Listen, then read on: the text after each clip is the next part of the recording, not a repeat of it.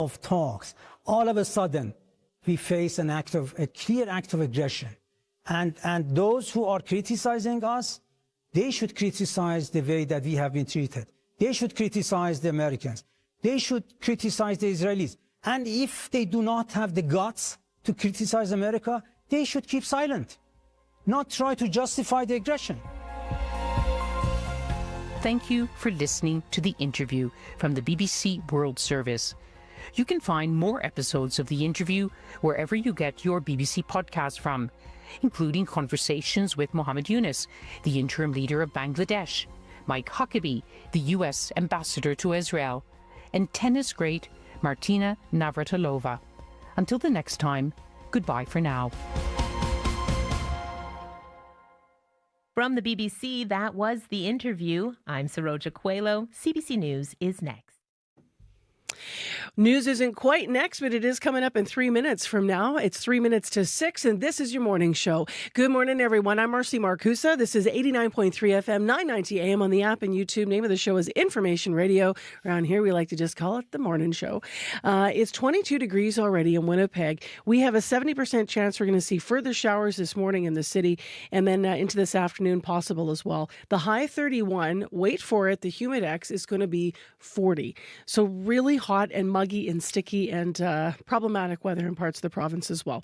So that is that taken care of. We're on air till 8:37. If you need to call us on the commute, 788-3093, and we will, of course, get you around Manitoba for more weather and stories in a moment. Let's say good morning first, though, to everyone, like Sierra Sanders. Hey, Sierra. Sierra directs the program and will be on the air covering the commute. Good morning to Brad Lillies, saying hello to you over YouTube. He is our producer and VMix switcher this morning. Also, good morning to Mr. Abby Adeyemi, who's behind the controls, our senior tech. And Abby does cover the weather on the air, so we'll talk to him on air after 6. If you're looking at our studio shot, you might see that Matt Humphrey is with me, and he is here with our day's headlines. Morning, Matt. Good morning. Good morning, Marcy. Emergency officials are telling people in Lynn Lake a mandatory evacuation order will go into effect today. A wildfire is once again bearing down on the northern Manitoba community. There's still no word yet on when everyone needs to be out, but a notice on Facebook says the first bus out of town will leave at 10 a.m. today. This news comes, of course, only 2 weeks after people were allowed to return to Lynn Lake after wildfire forced its evacuation in May. So unwelcome news for people there. We'll hear more. Meanwhile, the Manitoba Nurses Union says Winnipeg's Health Sciences Centre needs to be more safe for staff. Several random sexual assaults were reported in and around the hospital Wednesday night.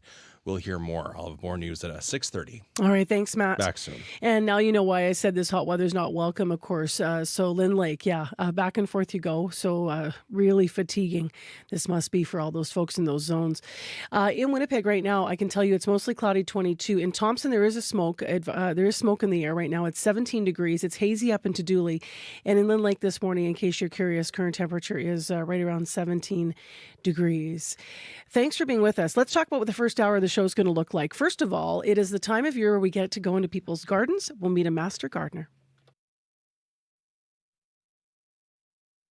On Q. The actor George Takei is best known for playing the role of Sulu in the original Star Trek. Accelerating to warp 1, sir. But in his new book, he tells a different side of his story, how he lived in the closet as a gay man for most of his life, and the impact that has on your work and on your life. Life is unpredictable. Q with Tom Power. This morning at 10:30 in Newfoundland, and on the CBC Listen app, or wherever you get your podcasts. This is World Report. Good morning, I'm John Northcott. The Canadian Army is investigating members who may have participated in a private Facebook group called the Blue Hackle Mafia. According to a statement from Lieutenant General Mike Wright, the group featured comments and images that are racist, misogynistic, homophobic, and anti-Semitic. The Army commander says he is disgusted by some of the posts in this group, and he ordered serving members to immediately cease their participation. A disciplinary investigation will determine if a serious offense has been committed. World Report has reached out to the Department of National Defense and the Minister for more details. We'll bring you their response as soon as we get it. Donald Trump is celebrating his signature legislation getting congressional approval. There could be no better birthday present for America than the phenomenal victory we achieved just hours ago when Congress passed the one big, beautiful bill to make America great again. The U.S. president telling an Iowa rally last night the bill is the fulfillment of every major promise he made during the presidential campaign. Trump will sign the bill into law later today. Steve Futterman is in Los Angeles. Steve, tell us more about what the president is planning for the U.S. holiday. Good morning, John. Donald Trump planning a celebration on the White House lawn today. He will sign what he calls the big, beautiful bill. Trump, of course, still reveling over that passage, and Democrats are still calling it just the opposite, the bill, big, ugly bill. Now, this is a bit more of what Trump said last night as he spoke in Iowa. This bill includes the largest tax cut in American history, the largest spending cut in American history. Now, those who oppose the bill actually agree with Trump on that comment. What they disagree on is who will get the benefits. Democrats say the rich, billionaires, etc., they will benefit the most from the tax cuts, while the spending cuts will impact lower income Americans, especially those who rely on the government to assist in funding medical care and food programs. And already, John, a rural hospital in sparsely populated area of Nebraska says it's going to close. It says the big, beautiful bill will make it difficult, if not impossible, for it to stay open. And Steve, Donald Trump already has plans for next year's 4th of July celebrations. What can you tell us about that? Well, I have to tell you, John, if I had to think of what events might be part of America's 250th anniversary next year in Washington, I could think of a fireworks display to end all fireworks displays. I could imagine lavish parades, maybe an amazing concert at the Kennedy Center. I would not have thought of UFC, Ultimate Fighting Championship events at the White House. But Donald Trump said last night that's one thing he is planning. We're going to have a UFC fight. We're going to have a UFC fight. Think of this on the grounds of the White House. And we're going to do that as part of 250 also. Now, a lot of what Donald Trump says, John, turns out to be bluster. We know that. And of course, we're still a year away, but I guess it's possible a year from now on the White House lawn, we might see a mixed martial arts event with thousands of people in Washington. Steve Futterman in Los Angeles. Thank you, Steve. Thank you, John. This year's Independence Day celebrations come as Trump insists his country should annex Canada. The CBC's Thomas Daglett traveled to one border city and found Americans pushing back on their president's rhetoric and hoping Canadian tourists will soon return.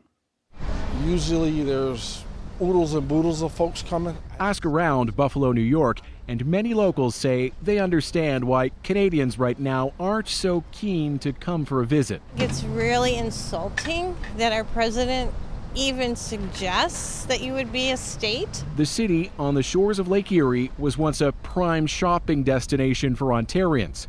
Now, the latest U.S. data shows a 24% drop year over year in travelers crossing into this part of Western New York. It is, definitely an important economic factor for our community. Local officials are reviving a campaign called Buffalo Loves Canada in hopes of luring visitors back across the border.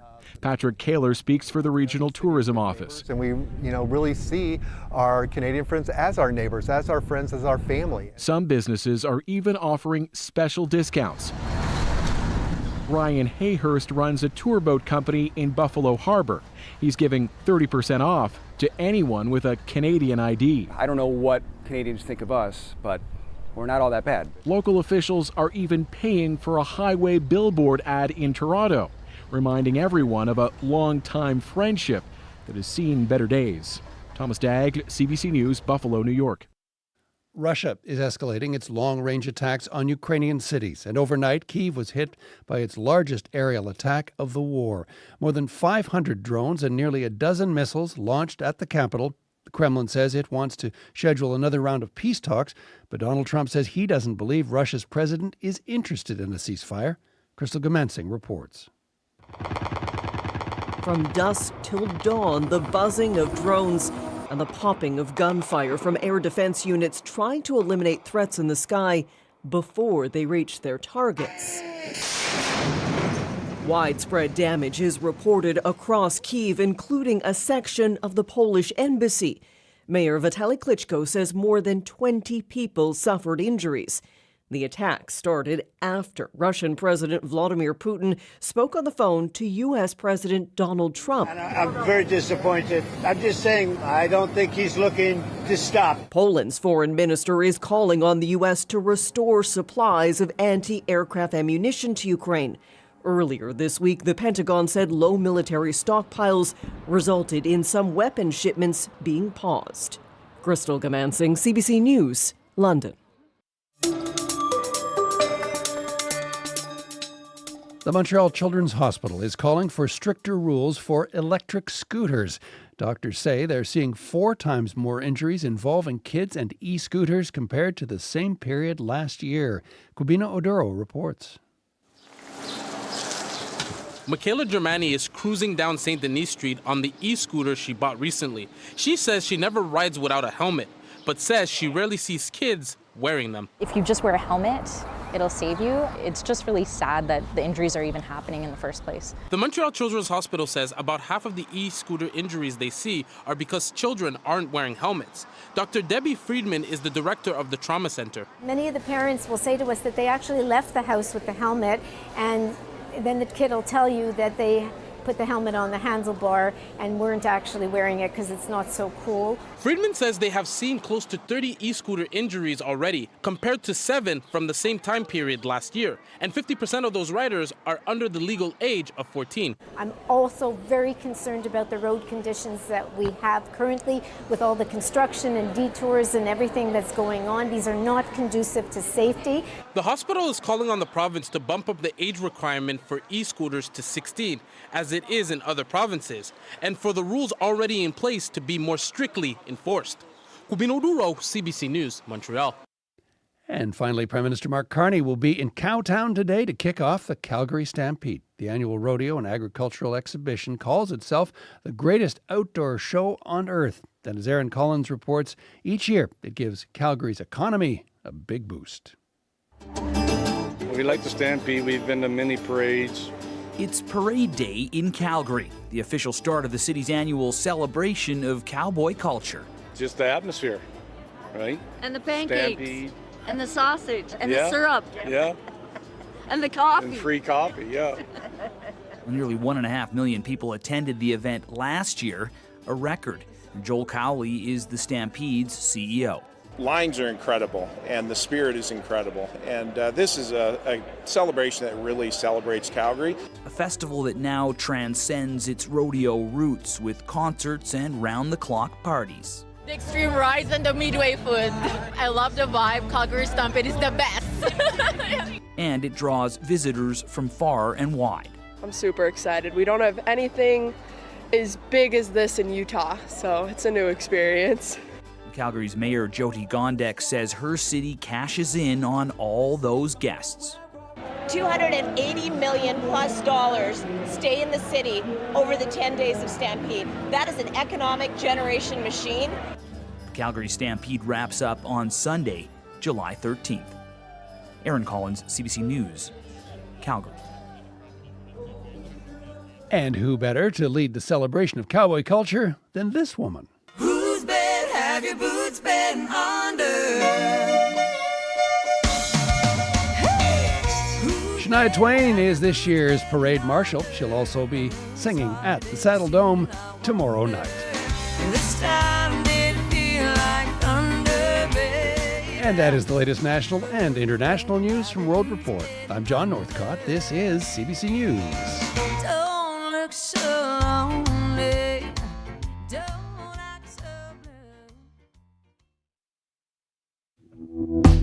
There's the earworm for the day, folks. Little Shania for you on a Friday morning. I'm Marcy Marcusa. This is Information Radio on 89.3 FM, 990 AM on the app and YouTube. Thanks for joining us here on CBC. We've got another very hot day ahead. We're also going to have some showers in the forecast. So we'll get into that in a moment. This hour on the show, that's all going to be good news for people who love their gardens. And this weekend, starting tomorrow, actually, you can spend the day going through some of the most beautiful gardens in Winnipeg. We're going to check in with a local master gardener who's part of a public tour that's taking place in the city tomorrow. And she's getting ready to open things up. So stay tuned. We also understand she'll join us via Zoom. If you're watching now on our YouTube stream, you can already see some awesome pictures of her beautiful space. So stay tuned. Also, this morning, to a very serious topic, we're going to be talking about C5. It is now law, and you may have heard that this new bill is causing a lot of stress in some Indigenous communities because this is the one about the infrastructure projects. So we're going to have a closer look at how some communities could be impacted. So that conversation's up at 10 to 7. Right now, let's go to Matt Humphrey, who's here with our morning headlines. Good morning. Good morning. The Manitoba Nurses Union says safety at Winnipeg's largest healthcare facility isn't getting any better after reports of several random sexual assaults in and around HSC Wednesday night. We'll hear from the MNU president at the bottom of the hour.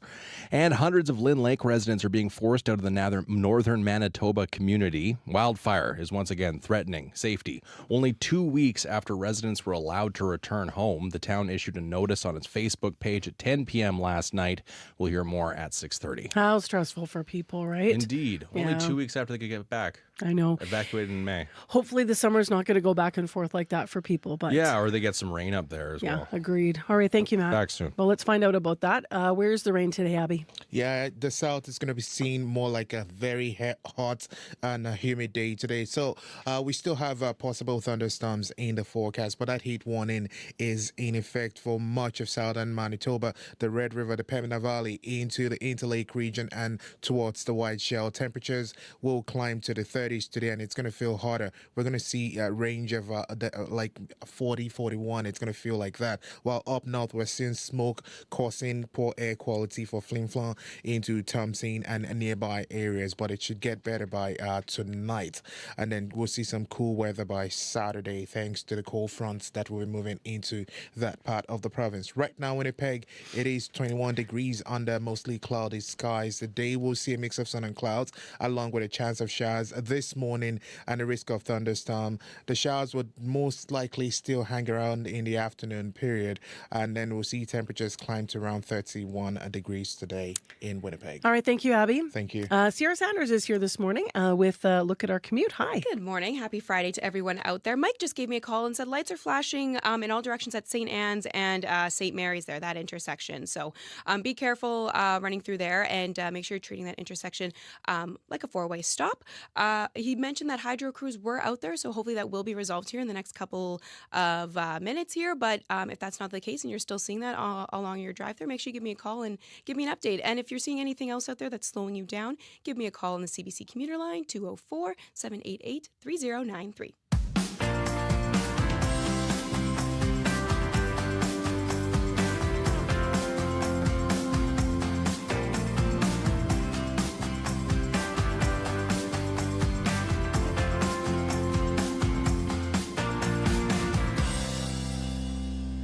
Well, as I mentioned, some of the city's most elaborate gardens are going to open their gates to the public this weekend. Nature Manitoba is hosting their annual fundraiser, and it is called Gardens of Distinction. It's a tour if you've never been before. So beautiful.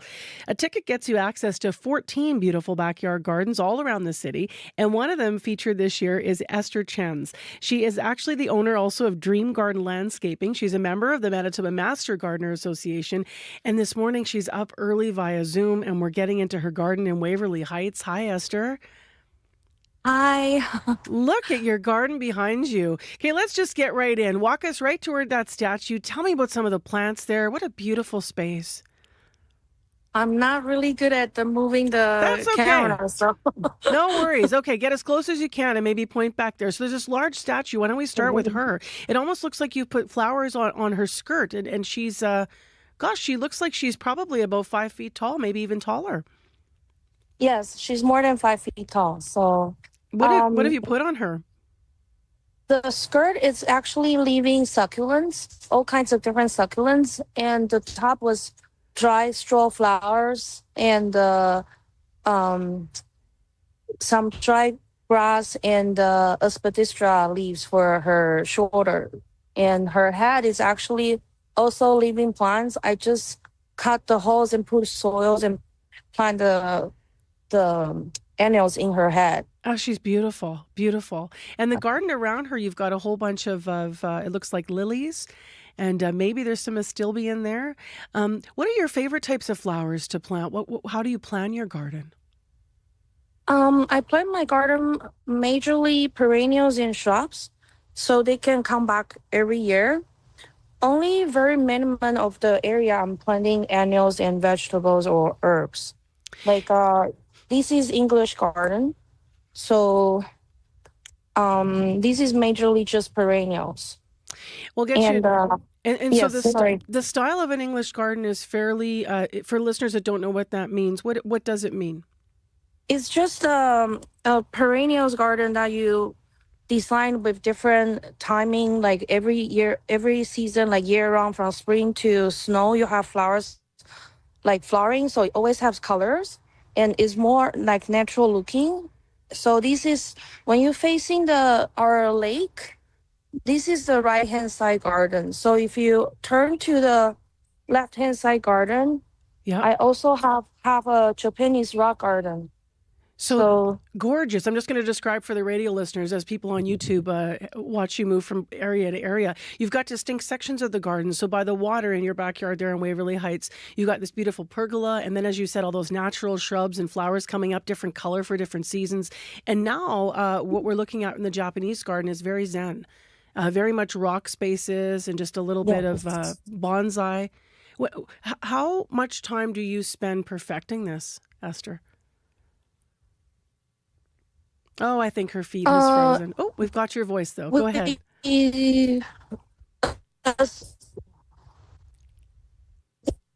First, everything when we first moved into the house.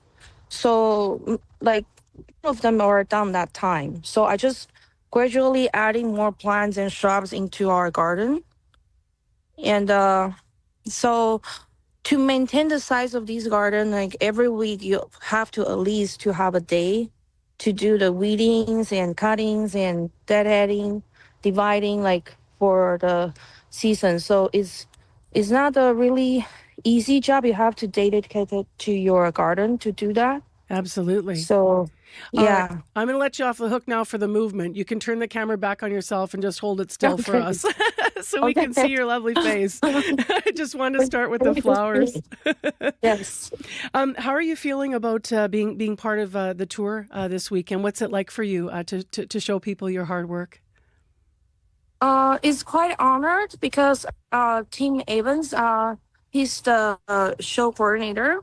He has a really high standard of picking up his garden to put on the show. So, I really encourage people to buy the tickets because I have been seeing all kinds of garden tours since 2009. And this year, because we also visited other garden owners' garden. And this year is really good. Like there's none of one garden that I think is not worth of seeing. So far on the website, the online tickets already sold out. Wow. So we only have like the hard copy tickets selling on tomorrow, starting from tomorrow morning, 9:00 at For White Alive, the McCreary entrance. So you can purchase a ticket there like in person. Tomorrow. Then you can start. Yeah, tomorrow morning, 9:00, starting Amazing. selling a ticket. Well, and Yes. I imagine everything's gorgeous because the weather's been so amazing too, right? Like this heat early and the rain has been crazy. What do you have in your garden that is unusual? You have some things that aren't common to Winnipeg, I understand. I plant mostly like in our climate, in our zone, like USDA zone. So there are not really something really special. Only few plants that people don't usually put in their garden. Like I have a ornamental rhubarb like under a window, so it has like gigantic foliage. So that plant that you don't usually see in the people's home garden. Yeah, it looks different than the regular rhubarb that many of us have that grows quite easily. That's a different variety. Yes. What advice do you have if someone's going to be coming out for inspiration to see your beautiful work in the other gardens? If someone wants to get onto doing this and starting their garden, where do you even begin? I would suggest people to starting in their least favorite spot in their yard, like probably one corner, like always have weed growing and you hate it so much. If you can transform that small area or small corner in your yard to something you love, then rest of it will be easy. So just started with the toughest part. I love that advice. I love that Yeah. advice. Oh, Yeah. man, I wish I were there with you having a coffee amidst all that. It's just stunning. Enjoy Thank tomorrow, you. Esther. Yeah, thank you very much for being up early with us on CBC. I'll mention again where people can get those walk-up tickets tomorrow. Oh, perfect. Thank you. All right, take care. Have a lovely day. You too. Thank you. Bye. Bye. Wow, what an amazing, beautiful space that is. You want to see it in person? Tomorrow's your chance. That's Esther Chen. She's the owner of Dream Garden Landscaping. She's a member of the Manitoba Master Gardener Association. You can see her garden tomorrow. It is part of Nature Manitoba's Gardens of Distinction Tour. Online tickets sold out already, but you can go to naturemanitoba.ca for more information. And as she mentioned there, you can walk up at 9 o'clock at Fort White and you can get a ticket in person. We carry a world of information in our pockets because we want to know. It's news you can trust, delivered when you want and where you want on Canada's news app. Now with CBC Radio 1, local and live. Download the CBC News app for free. Well, up next on the show, we've just celebrated Canada Day. Today is, of course, July 4th. And a lot of people reflect on patriotism here in Canada and how it compares to the United States. Today, we have a conversation all about that. Professor Randy Boyagoda is a writer and professor of English at the University of Toronto. He serves as the school's advisor on civil discourse, and he is one of our new columnists to get into conversations like this. I spoke with him yesterday. Good morning. How are you? I'm well. So how would you say Canadians and Americans are different when it comes to our patriotism? Well, Marcy, I think probably the most significant difference between Canadians and Americans is that I think Americans generally have a more straightforward investment in patriotism. Not every single American, of course, the same way, but I would just say,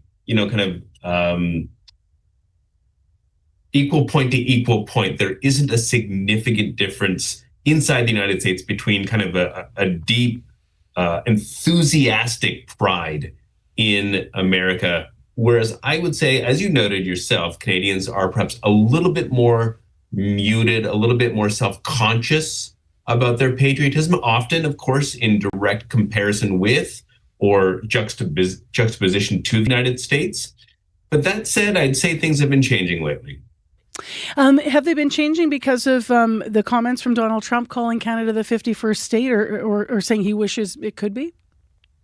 Yeah, I think that's a fair point. What I'm struck by is, as I'm sure many people do, we have some summer visitors. In my case, one of my sisters is visiting from Sydney, Australia, where she lives. And she was last here in Canada about 2 years ago.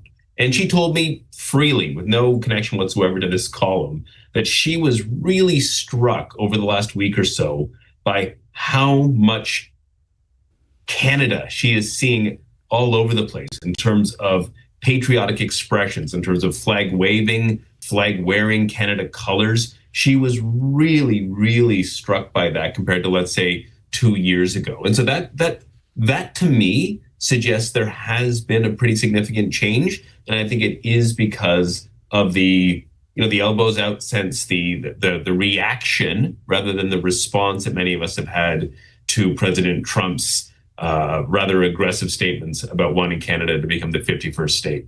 What's the value of patriotism? Because sometimes I think people equate it with nationalism, and that's different. Yeah, that's a great question. If you think about where patriotism comes from the root word patria, what does it mean to love your country? It seems to me like that is something we could all do well to reflect on. Do you love your country? Maybe the better question is, how do you decide to love your country? Especially when it comes to the unavoidable fact that no country can be perfect. No country can live up to its ideals. The whole question is, when a country fails to live up to its ideals, how do you then have a kind of critical appreciation, if it makes sense, for its effort to do so? And maybe at the same time, how do you reflect on your own love of country, whatever that looks like, when you encounter somebody who has a different attitude, a different approach, a different sense of what it means to be a patriot? Which is an important conversation right now, because you do hear people all the time, and people will write to the show and say, should I say Happy Canada Day? Can I say Happy Canada Day? How do I couch saying Happy Canada Day? What does it mean because I have these complex feelings? You talk about the reactionary versus reflective patriotism. What's the difference? Well, I think reactionary patriotism is not a good way to go. I think that can lead to maybe imitating the very worst tendencies that we might see in terms of chest thumping nationalism, a kind of robust, often homogenizing, exclusionary approach that implies, and not saying it out loud, there's a certain way to be a Canadian. There's a certain kind of person who is a Canadian. And all of that is because that's a really quick way to just react again to feeling the pressure of something like the Trump administration and President Trump's attitude towards Canada these days. A reflective patriotism, by comparison, I think poses the key question: what does it mean not to be a Canadian? I think that's a kind of too familiar a question. What does it mean to love my country, or to be at least invested in my country, when my country doesn't fully correspond to my expectations of it? And I can't imagine anyone listening to this show would say, yes, Canada in 2025 corresponds exactly to my expectations of the country that I want to belong to. That makes no sense. It's impossible. So the question is then, do you reject the whole project? Do you ignore it? Or do you reflect on where things are working, where things aren't? And then do you compare and contrast with others who probably have different versions of that same question? How do I respond to a country that isn't living up to my expectations of it? How do I continue to be invested in that country, to be a patriot, which is to say, to love it, but to love it again in a critical, reflective way? I think it's a conversation with others. It's a comparison that goes beyond simply saying, not American. It's interesting because in the context of not country patriotism and love, but in the context of local love here for the city that I was born and raised in, there was years ago this subject of Winnipeg and are we racist? How racist are we? And there was this obviously now well-known cover on Maclean's magazine saying we are the most racist city in Canada. That morning on the air, we were talking about this. And someone wrote to the show and said, Marcy, I thought you loved Winnipeg. Like you're all things Manitoba, Winnipeg. You love the city. Right. And I said, it's because I love the city that we're talking about this. Yes, well said. That's exactly. I wonder if you think it's the same across Canada. How can talking about this potentially bring us closer together or to somewhere else in terms of patriotism for Canada? Well, I think it suggests a deeper, a more confident kind of patriotism. A confident patriotism is a patriotism that can do two things at once. It can announce a deep investment and indeed love and appreciation and gratitude for the place where you are, and then a desire to see it improve, to see it more fully live out those ideals, those expectations that you have in being, again, a proud citizen. I think that's the deeper and more mature way of demonstrating love of country, as opposed to, again, just reactionary flag waving or a complete condemnation of everything and anything associated with the concept of Canada itself. Both of those strike me, frankly, as a little too easy, a little too reactionary. We should be in the middle, reflecting and comparing our sense of country, our sense of what it means to be a patriot, to love where you are with others. We'll leave it there, Randy. Thank you very much for the conversation. Great chatting with you, Marcy. Take care. That's Randy Boyagoda. He's a writer and professor of English at University of Toronto, where he serves as a school's advisor on civil discourse. I spoke with him yesterday about all of this. A quick traffic note here before we move into our news. The lights are flashing in all directions at St. Anne's and St. Mary's. Hydro crews apparently are out, so let us know if there's an update there. Call Sierra at 788-3093. Business news after your CBC Winnipeg news. This is CBC News.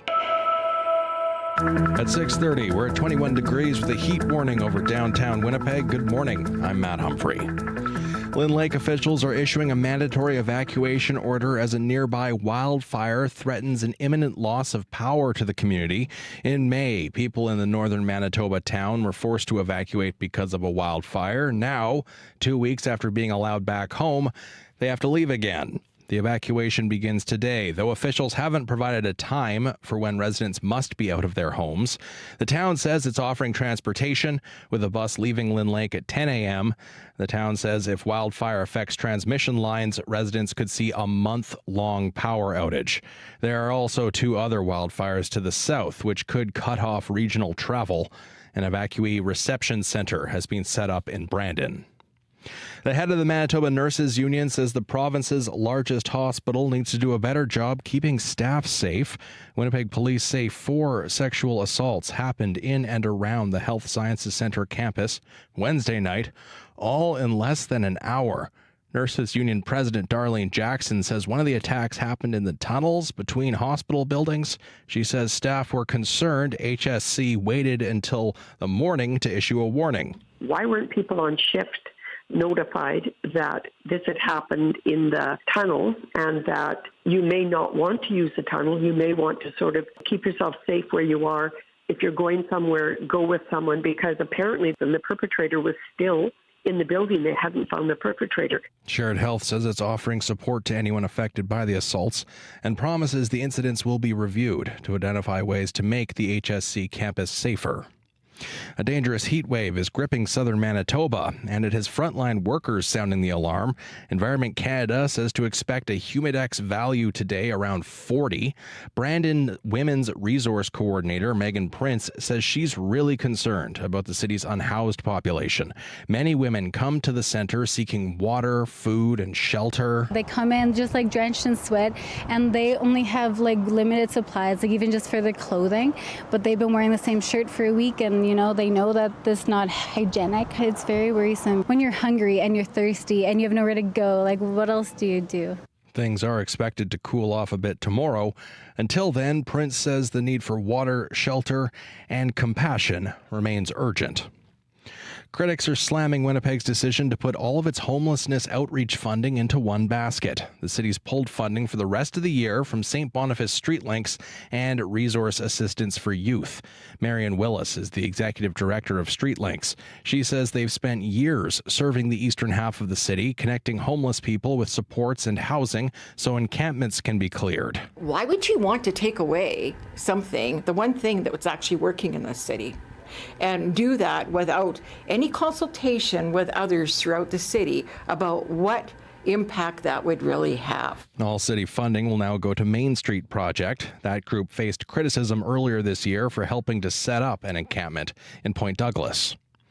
The family of a wrongfully convicted man says they're frustrated by how long the government is taking to compensate him.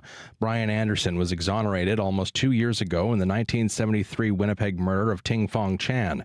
He and 3 other young men from Pinnamutang First Nation were convicted after a police investigation and trial marred by racism.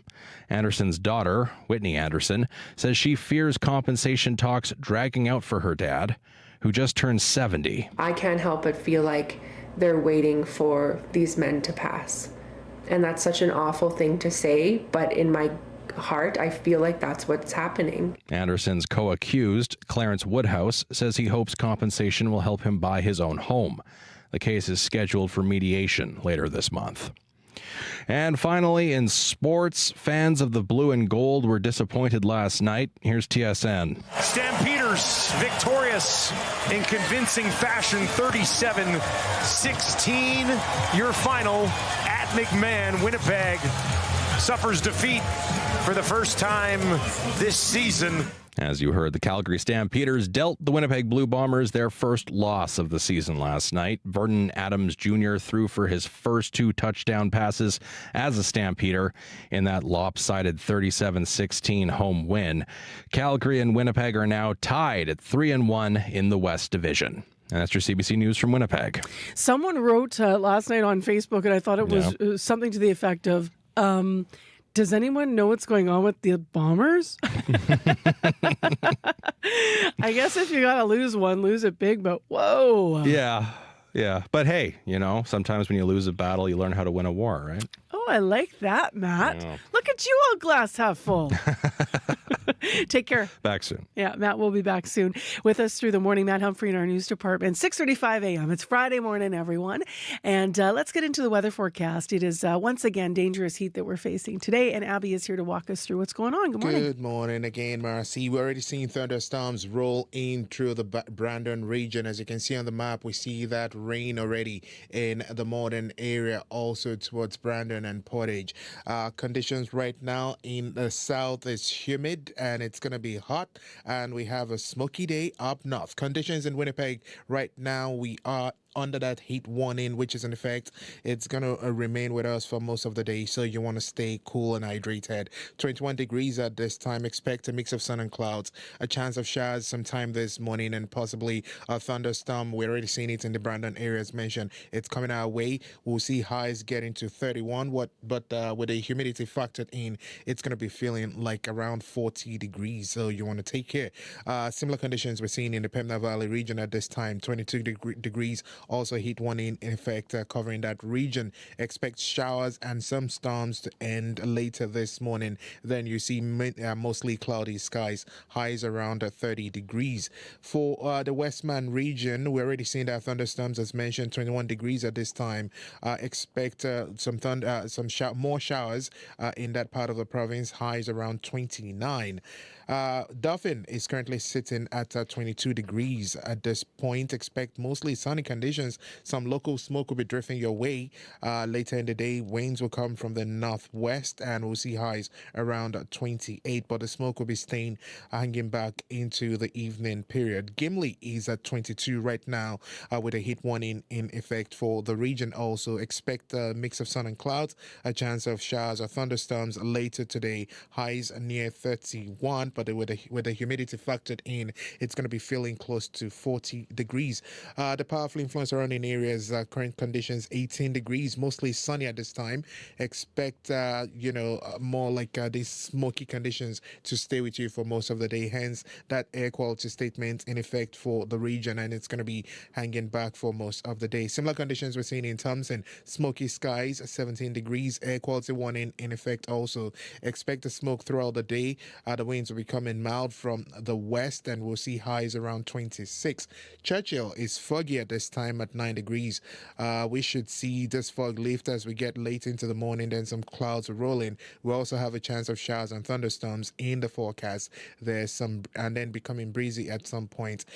Today will only reach a cool temperature of 7 degrees. You'll be dropping to 7 degrees in Churchill today. In summary, that heat warning will stay with us into overnight, and then we'll start to see some cool conditions tomorrow, Saturday. But right now, Winnipeg, we are currently already in the 20s, and we will feel like 40 today. Wow. All right. Abby Adeyemi with our weather report here, our regional forecast on CBC. Time now to turn to the commute with Sierra. What's up now? Good morning. So Mike called a little while ago about flashing lights in all directions at St. Anne's and St. Mary's. Last I heard, it sounded like crews were out there working on. I am looking for some updates on this, as this call was a little while ago, so feel free to give me a call. And if something is slowing you down out there, whether you are here in Winnipeg or out there on the highways, you can give me a call on the CBC commuter line, 204-788-3093. All right. Thanks, Sierra. Thank you. Time for Phil DeMont now, who's in for Crystal Lee this morning with our business news. Good morning, Phil. Morning, Marcy. So let's start with Canada's trade numbers. They came out for May. Came out yesterday, and they set off alarm bells among economists. Can you talk about why? Yeah, kind of one of those numbers you look at once in a while, but then it'll give you a problem. And the issue here is our exports to the U.S. Now, these overall figures are for May, and they're what we sell to other countries versus what we buy from foreigners. So in that month, we exported $61 billion of goods to other countries. Meanwhile, we imported about $67 billion worth of products. So the difference, our trade deficit, about $6 billion. Now, first, the good in the numbers. Exports rose 1% versus April. That's a small number, but if you go back March to April, our exports fell 10%, so at least the arrow's going in the right direction. The country's trade deficit, it dropped from April's record high, and that should help our dollar. The bad is, economists say, the trade deficit is still too high, that's $6 billion. When Canada imports more than we export, it tends to act as a drag on the economy. So a high number tends to be a more drag, if you will. The bigger issue, though, fourth straight month when Canadian exports to the U.S. dropped. It's our biggest trading partner, but also right now our most contentious commercial relationship. We'd rather sell more, not less down there. But given that some tariffs are likely whenever Washington and Ottawa reach a trade deal, our exports south, they're going to keep going south for a while. To another story that I actually thought was illegal, but there's a new report that says that more women are losing their jobs while they're on maternity leave. Yeah, it is illegal, but there are wrinkles to the existing law. This is a Canadian survey done by Mums at Work. It's an advocacy group for working mothers. New report found that 15% of women who left on maternity leave wound up losing their jobs. Now, that adds up to about 25,000 workers, or if you do the math on this, 3 times the usual layoff rate for the workforce. So the average workforce rate is about 5%. This group's about 15, that kind of range. Currently, if you are a worker going on maternity leave, they get to come back to the work. But a new mother can be let go as part of a larger layoff, and contractors. If you're on a contract, you're not protected at all. It's unclear why these workers, this 15% I was talking about, were dropped. But there was a 2020 paper that looked at the Human Rights Tribunal's issues over tribunals in the labor area and in the maternity area, and they found that asking for specific accommodations was a problem in terms of people, that was a source of conflict, but also what they termed anti-caregiver bias, and that was an issue. My problem with the whole thing is almost 50% of Canada's labor force is female, and there looks to be a labor shortage going on. I don't know why you would risk alienating half your potential workforce by trying to skirt these rules governing maternity leave. You're way better off looking family-friendly these days because you need more workers rather than fewer ones. And finally, what is a blind box addiction, and why does the Chinese government care about it? This is all about, yes, the Labubu dolls. Oh, the Labubus. Yeah, I know. Hottest consumer sensation out there right now. Cute, ugly dolls sold by Pop Mart, the Chinese retailer. They look like drawings from that famous kids' book, Where the Wild Things Are, with the spiky teeth. Yeah, they do a little bit, yeah. Yeah, it took me a while to remember what that was.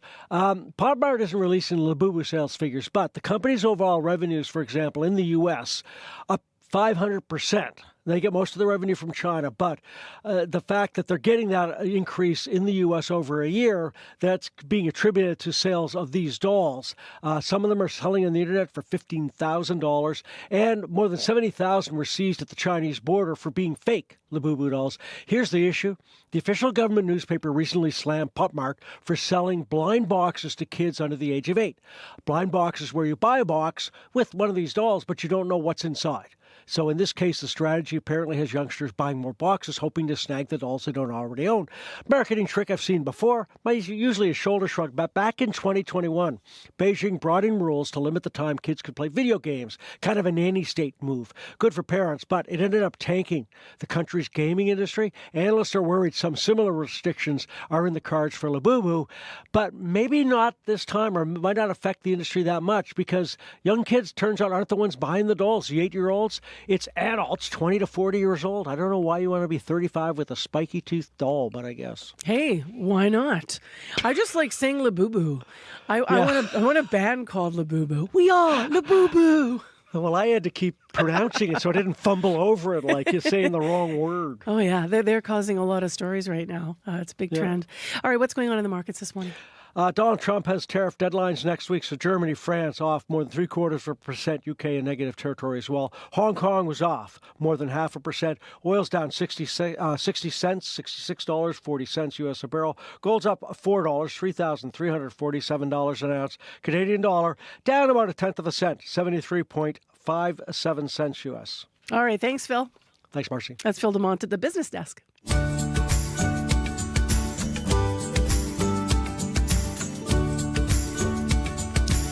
6:44 a.m. It's Friday morning. It's mostly cloudy, 21, and lights have been restored now at St. Anne's and St. Mary's. Well, how about a bit of a Friday fun tune? This is City in Color and Save Your Scissors.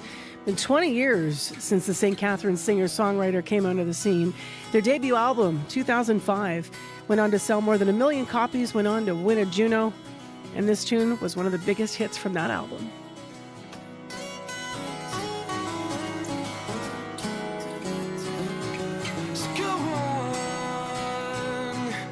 And I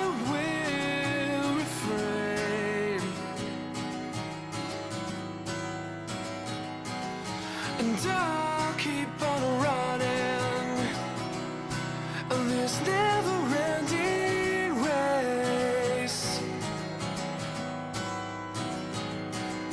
And maybe next time I will be the right time. And maybe next time I will be your time. So save your scissors for someone else's skin. My surface is so tough, I don't think the blade will dig in. Save your strength, save your wasted time. There's no way that I want you to be left behind.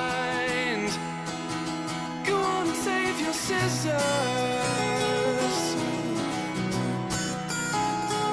Save your scissors.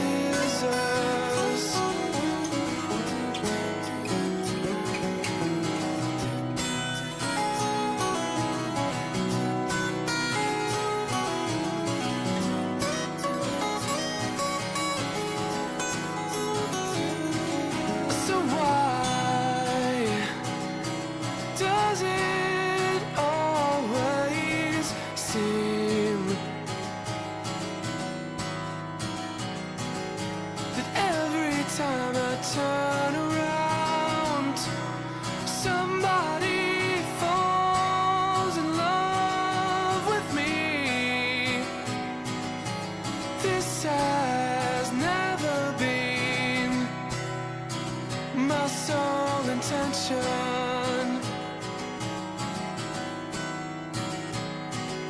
and I have never claimed to have patents on such inventions. And just save your scissors for someone else's skin. My surface is so tough, I don't think the blade will dig in. Save your strength, save your wasted time. There's no way that I want you to be left behind. Go on and save your scissors.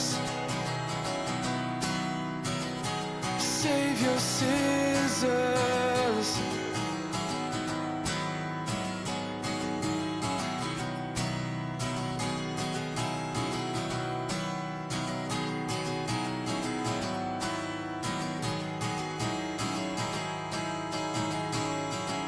But there is something that I must confess to you tonight.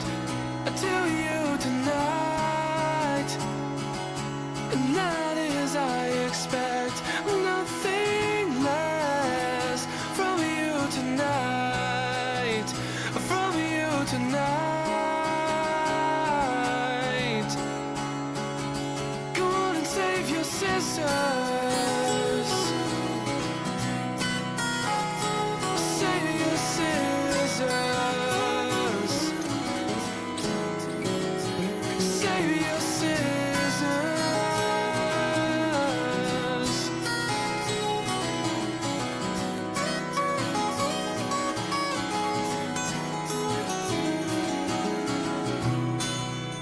Haven't heard that one in a while. That's City in Color and Save Your Scissors. It's an honor to have you at the White House. The stories that matter. The opportunity is in the partnership. As they happen. There are some places that are never for sale. And what they mean to you. But never say never. Never say never. For news you can trust, stay with CBC News. Well, one of the things making news, and you heard Prime Minister Mark Carney's voice just there, is the Bill C-5. It is now law. The new bill gives Cabinet sweeping powers to fast-track regulation on certain projects that we've not seen, like in this country. Not the size of the projects, but how fast they're looking at putting them through. All of this is being sold by politicians as boosting Canada's economy. And it very well might. But the speed and the timing of the bill is what's raising concerns from specifically a lot of Indigenous people in Canada, with one chief saying this law is laying the groundwork for Idle No More 2.0. Kyle Musica is with us to walk us through the different opinions all about this. He's Métis from Treaty 8, Northern Alberta. He's a reporter with CBC Radio. Good morning, Kyle. Good morning. So how does Bill C-5 impact First Nations, Métis, and Inuit communities? So this bill will allow special projects that are deemed the national interest to circumvent certain thresholds to meet. And one of them critics fear is that duty to consult. The duty to consult is pretty much what it sounds like. Anytime there's a project on a community's traditional territory, there's responsibility by whomever is building the project, think levels of government or businesses, to engage with the nations there. Now, it doesn't always mean money. It can often just be conversations about the importance of that particular land, where and where not to build, that type of thing. But I think that, if this bill allows the government to circumvent the duty to consult in a meaningful way, along with other things like environmental acts that would also disproportionately impact some Indigenous communities who still live a bit closer to the land, it can be a really harmful combo that critics say is multiple steps back in Canada's relationship with Indigenous people.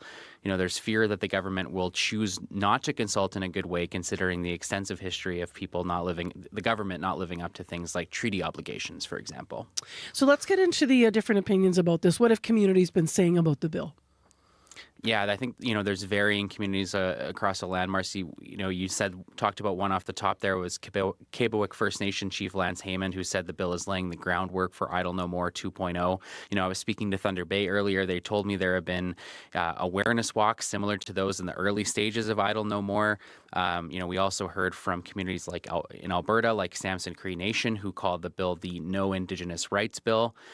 Meanwhile, we also heard from Paul Kwasa, who's the former Premier of Nunavut, one of the signatories of the Nunavut Land Claims Agreement. He says the agreement he signed in the late 90s there is well protected, and he isn't too concerned either way. He expects the government will still fulfill its duty to consult. So a bit of a mix of opinions out there for sure.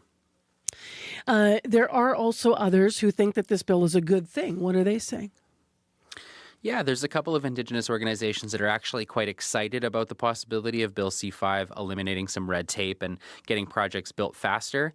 My colleague Sam Schwentek had a chance to speak with John Desjarlais, who is Cree Métis from Cumberland House, Saskatchewan. He's with the Indigenous Resource Network, and he says it can bring economic prosperity to nations faster. I think we're excited about the opportunity because we've never seen government and industry, but government more so willing and able to kind of get to the table. And so, yes, fast track. Yes, I think there's a recognition. We've heard from all sides, even Indigenous leaders in economic development, that there's a need to kind of do things differently. So that was John Desjarlais with the Indigenous Resource Network. Now, he's clear that above all, he wants communities to feel involved and consulted in any projects concerning their territory, but he definitely thinks there's a more efficient way to do things. Now, for Hayden King, who is an Anishinaabe from Beausoleil First Nation in Ontario and the executive director of the Yellowhead Institute, which is a Indigenous-led think tank in Toronto, the issue is that the idea of more Indigenous-led resource development, he says, might actually just be wishful thinking.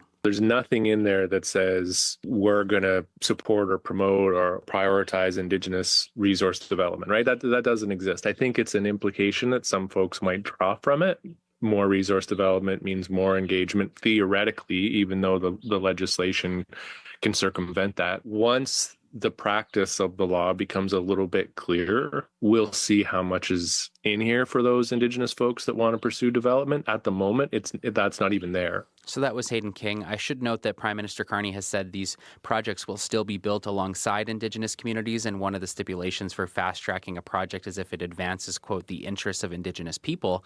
But right now, it's hard to tell if the legislation will truly live up to that expectation. And here in Manitoba, our reporting has looked at, what David Chartrand and the MMF have said, and to the point you just made there, Garrison Setti, who's the Grand Chief of Manitoba Kiiwetinowi Okimakanak MKO, is calling on the Prime Minister to ensure that bill C-5 will include enforceable conditions for Indigenous rights recognition and benefit sharing. So they're looking for stronger, language in the bill that would guarantee that.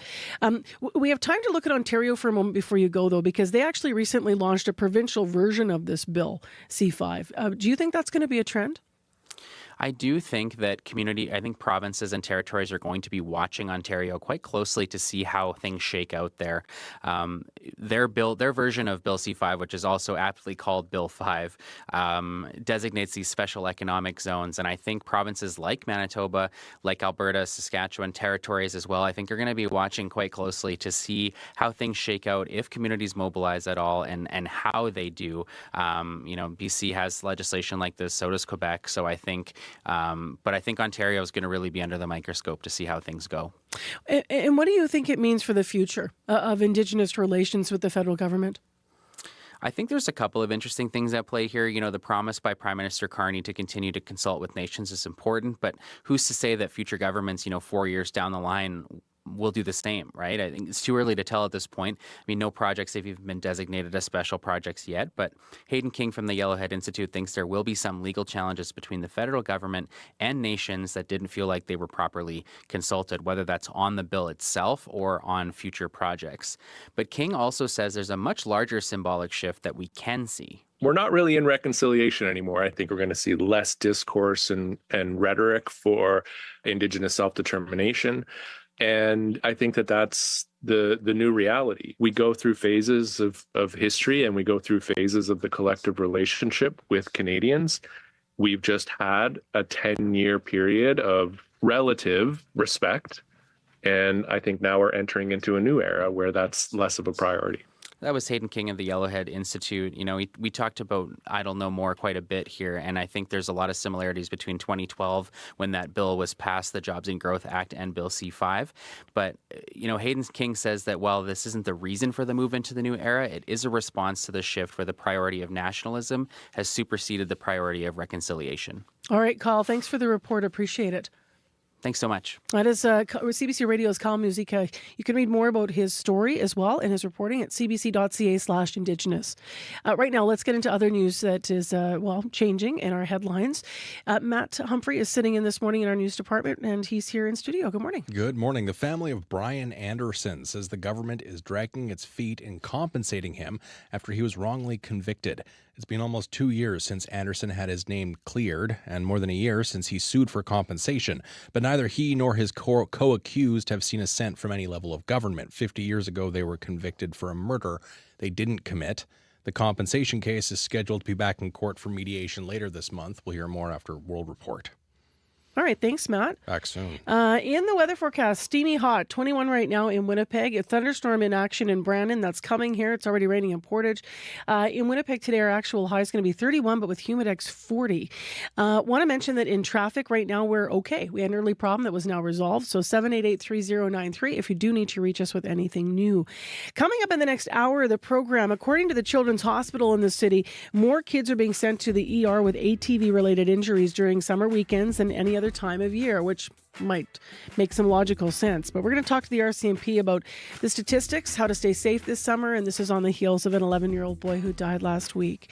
So that's coming up. Also, Folk Fest, celebrating 50 years of live music. We're going to walk down memory lane with a Winnipegger who was there when it all began. And then right after 7 o'clock, he oversees the agency that's responsible for nearly a third of Manitoba's 10,000 kids in care. A rare feature interview with the CEO of the Northern Authority in Manitoba. So that is coming up right after 7. Right now, a World Report, the latest in national and international news. Stay with us. I'm Marcy Marcusa.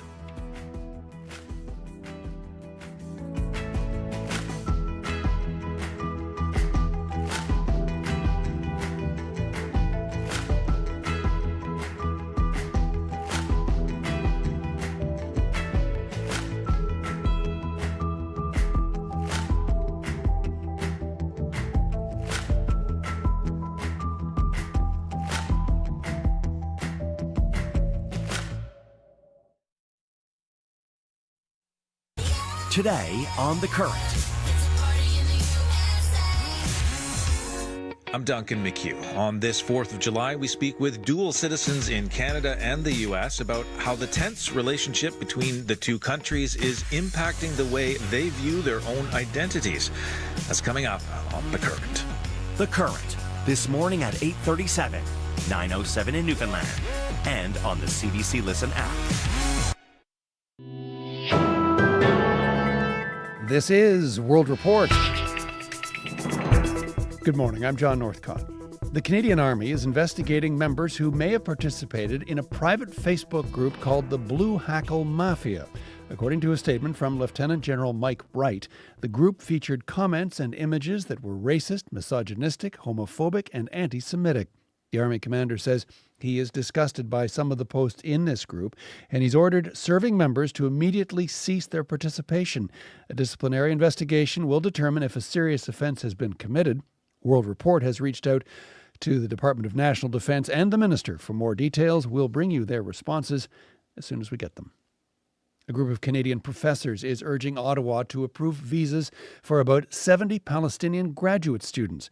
They're waiting in Gaza for approval to come here. 2 have already died in the war there, but immigration officials say the ongoing violence is keeping them from processing the students. Rafi Boudjikanian has more.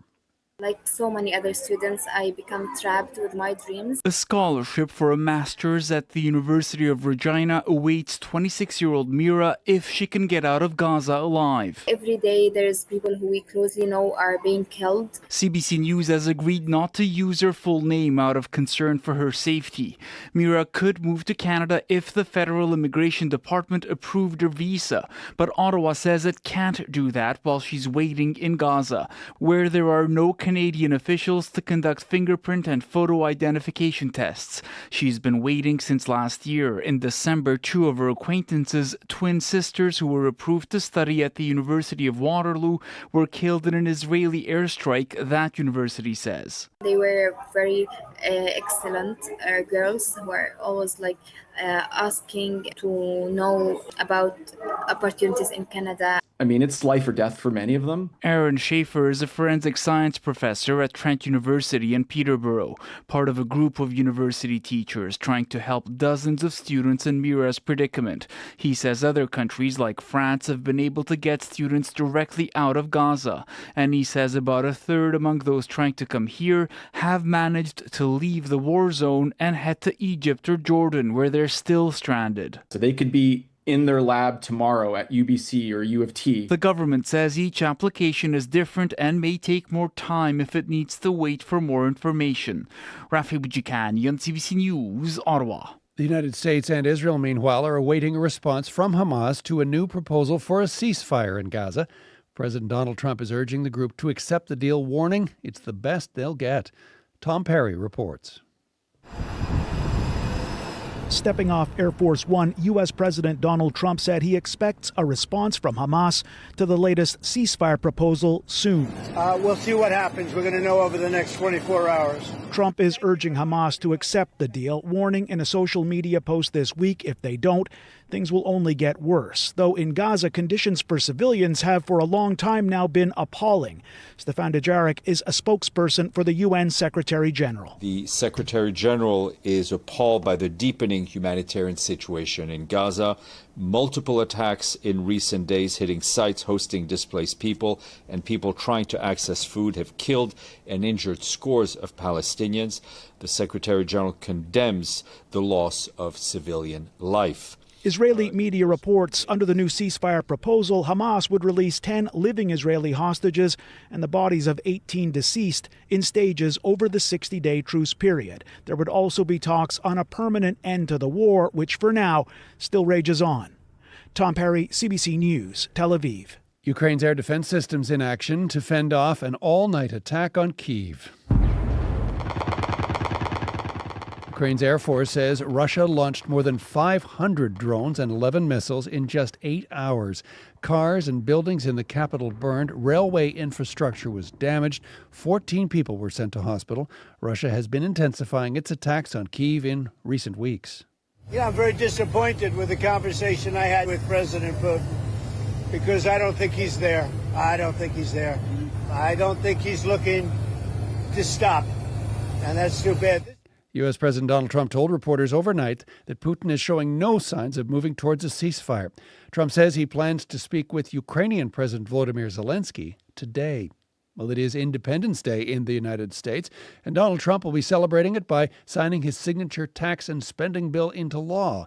He kicked off the celebrations in Idaho last night, what he says will be a year-long event leading up to next year's 250th anniversary. Trump revealed some plans, including... We're going to have a UFC fight. We're going to have a UFC fight. Think of this on the grounds of the White House. Championship fight, full fight, like 20, 25,000 people. And we're going to do that as part of 250 also. The UFC confirms that it is in talks with the White House for an event. Healthcare workers in the Northwest Territories are criticizing a plan to create a virtual emergency room at a Yellowknife hospital. The main hospital for the region is struggling with a staffing crisis. The virtual ER is only part of a backup plan, but some frontline workers are still worried. The CBC's Lenny Lambrink has more. This is simply unacceptable. Dr. Courtney Howard is an emergency room doctor dealing with the staffing shortage at Stanton Territorial Hospital. She's also the president of the NWT Medical Association.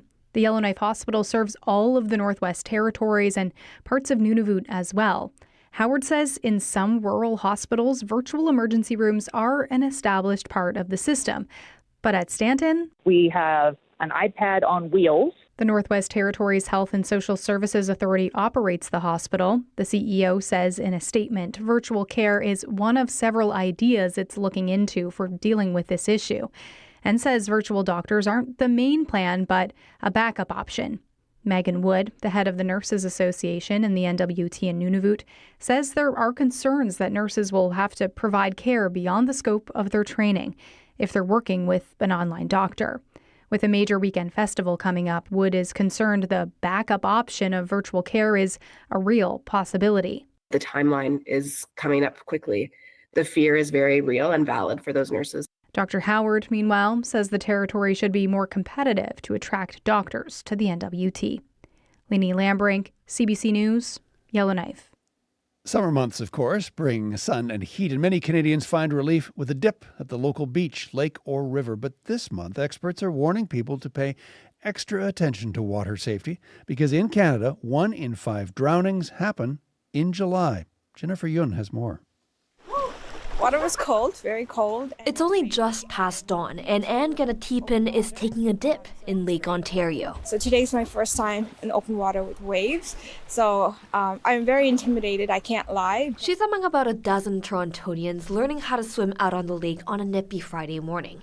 It's not just some summer fun, it's also potentially life-saving, says Aisha Rawlinson, who is coaching the group. The most important thing from a safety perspective is learning about some of the conditions, so the cold, the wind, the current. On average, 442 people drown in Canada every year, says the Life Saving Society of Canada. Drownings most frequently happen in natural bodies of water, over the summer, and among recreational swimmers. Drownings are silent events, and that can happen within seconds. Even strong swimmers can die in the water, says Dr. Hussein Wasanji, a pediatric surgeon at Montreal Children's Hospital who has studied drownings in Quebec children. The problem is, you could have health complications that are not associated with swimming. For example, a heart attack or a stroke. Some strategies for water safety, he says, not swimming alone, avoiding alcohol and drugs before swimming, and wearing a life jacket. For families watching kids in the water, adults must keep their eyes on kids at all times and stay within arm's reach. Jennifer Yoon, CBC News, Toronto. And finally, the Calgary Stampede begins today, and the city is ready. I love the vibe. Calgary Stampede is the best. Just the atmosphere, right? And the pancakes. Stampede. And the sausage. And the syrup. Yeah. I'm super excited. We don't have anything as big as this in Utah. The Stampede Parade marks the official start to the annual rodeo, and who better to lead the celebration of cowboy culture than this woman? Whose bed have your boots been under? Shania Twain is this year's parade marshal, and she'll also be singing at the Saddle Dome tomorrow night. This time didn't feel like thunder, baby. And that is the latest national and international news from World Report. I'm John Northcott. This is CBC News.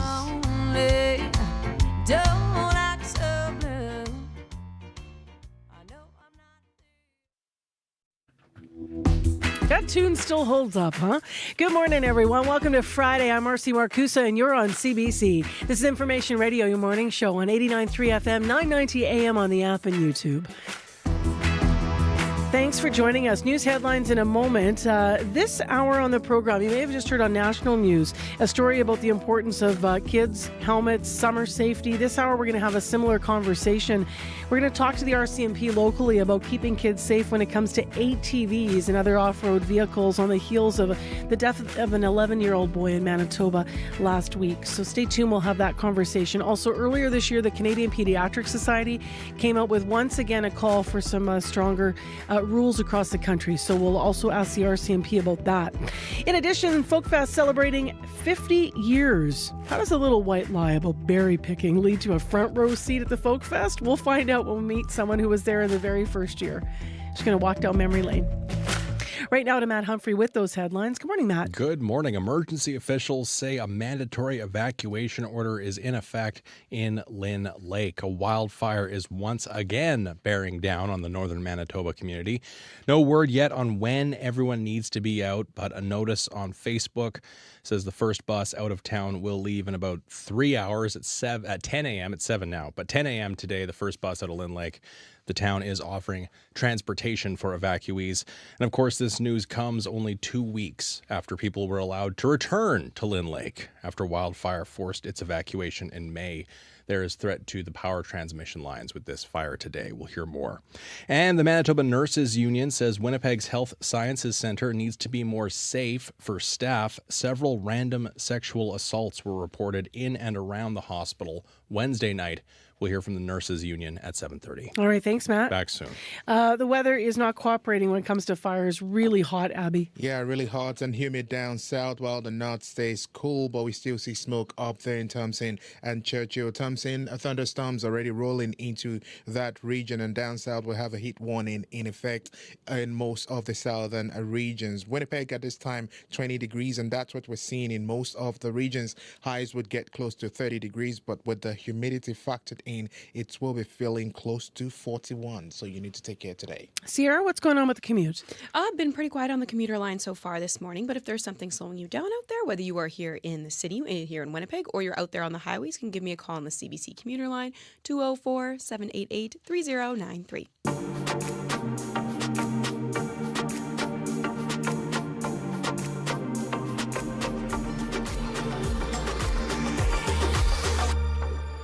Well, of Manitoba's 10,000 kids in care, my next guest oversees the agency that is responsible for nearly a third of them.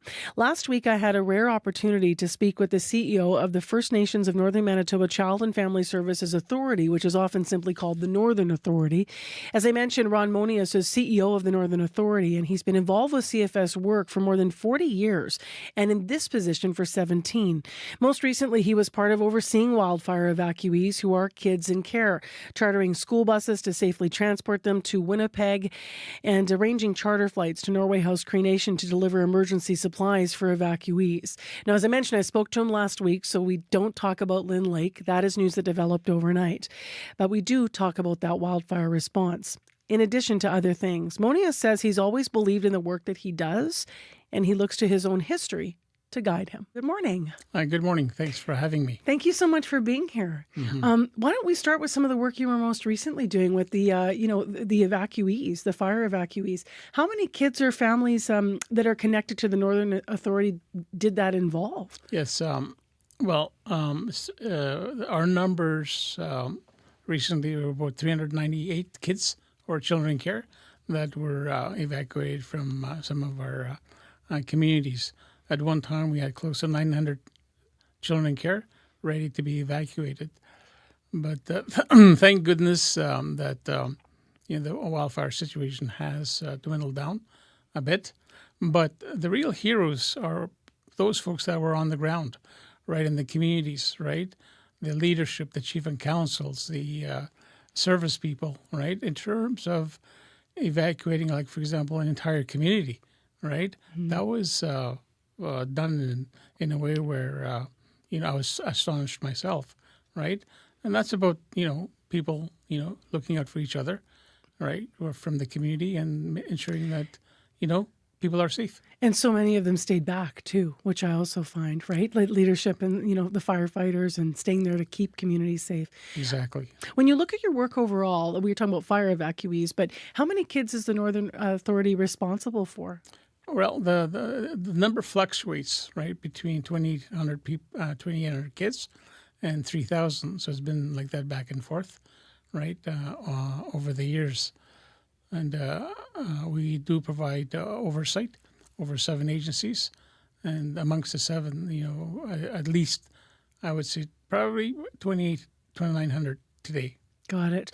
And it's always, geographically, it would be the north, but it also extends here in Winnipeg as well, right? Yes. All our agencies, as a result of AGI, now have mandated authority to provide protection service within the province of Manitoba.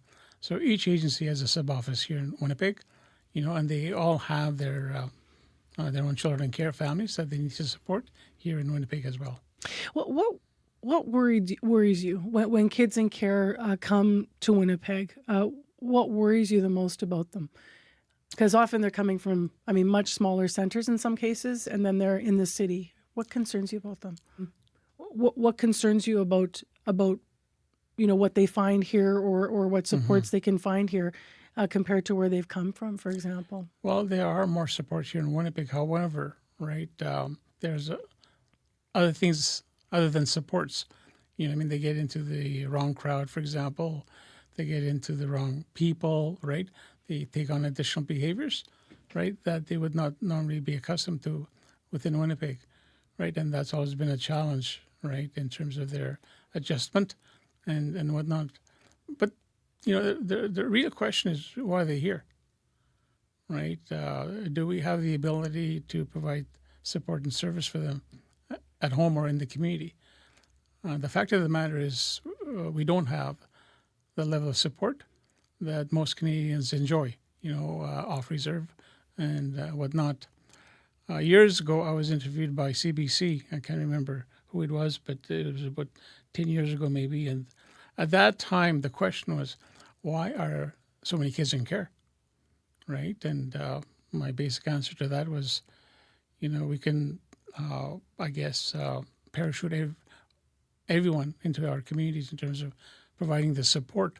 However, the answer lies in that community. I've always felt, and this is based on my experience with elders nearly 40 years ago, and you have to remember these elders were not impacted by the residential school system.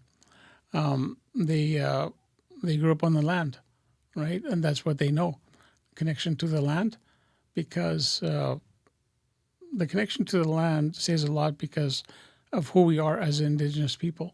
Because, my own opinion is with all the media and the gamers and, whatnot, it disrupts the value that parents put in terms of raising kids. You see what I mean? At least on the land, you don't have those distractions. There is value in a man, for example, teaching his son how to fish, right? How to hunt, right? And tell him stories about grandfathers, right? In terms of how they survived and whatnot. It's a basic connection to the land, but it's also a value between a man and his son, right? To spend that quality time together out there, right? Perhaps there's not enough of that anymore, right? But that's definitely, one of the things that we could do. What is your story? How did you come to the work? You said to me off mic before that you were a kid in care before there was that designation. Yes, I wasn't actually a kid in care. Mm-hmm. My mother was actually a survivor of the Indian residential school. The story goes that she lived here in Winnipeg, and I was about 2 years old. And because, of the trauma, I would assume that she was not ready to parent me. So they brought me to the airport here in Winnipeg, and figured, I guess, which flight was going to my home community of Garden Hill. And they recognized a man there who was apparently about to board the flight. And who took you there? A man by the name of Joe. So right? Was it somebody from community? Oh, yes. Okay. Yeah. So what they did is they went to the airport before flight time, and they recognized somebody. So I was passed over to that individual, right? Because when you come from a small community, everybody knows everybody. So he took me on board and took me up to Garden Hill, went to my grandma's workplace, and he said, "I think this little guy belongs to you," right? And that's how it came to be. And your grandmother raised you? And my grandma raised me. There was no CFS. There was no court. It was done in a customary way, right? And whatnot. So that's how it came to be. However, when I was about maybe 12 years old, I did reunite with my mom here in Winnipeg, right? And by that time, healing has occurred and whatnot. In fact, my mom only passed away about 7 years ago. But she was a success herself as well, right? And went on to develop a career and whatnot. Yeah, you were sharing how far she came with her own journey to better health. I think she maybe was at Red River, you were saying? Yes, she was, yeah. And she ended up graduating with honors? Yes. I know that some Manitobans, they might look at our child welfare system and feel like it's broken, or like it's hopeless, or that nobody knows how to fix it. I also know there's lots of other things going on right now that are working toward a different system in this country. What do you say to those that feel hopeless about it? Well, they should not feel hopeless. We've come a long way. When you look at the history, right? We're a marginalized society, right? In terms of Indigenous people. I would like to see the day where each nation, right, has full jurisdiction over child welfare.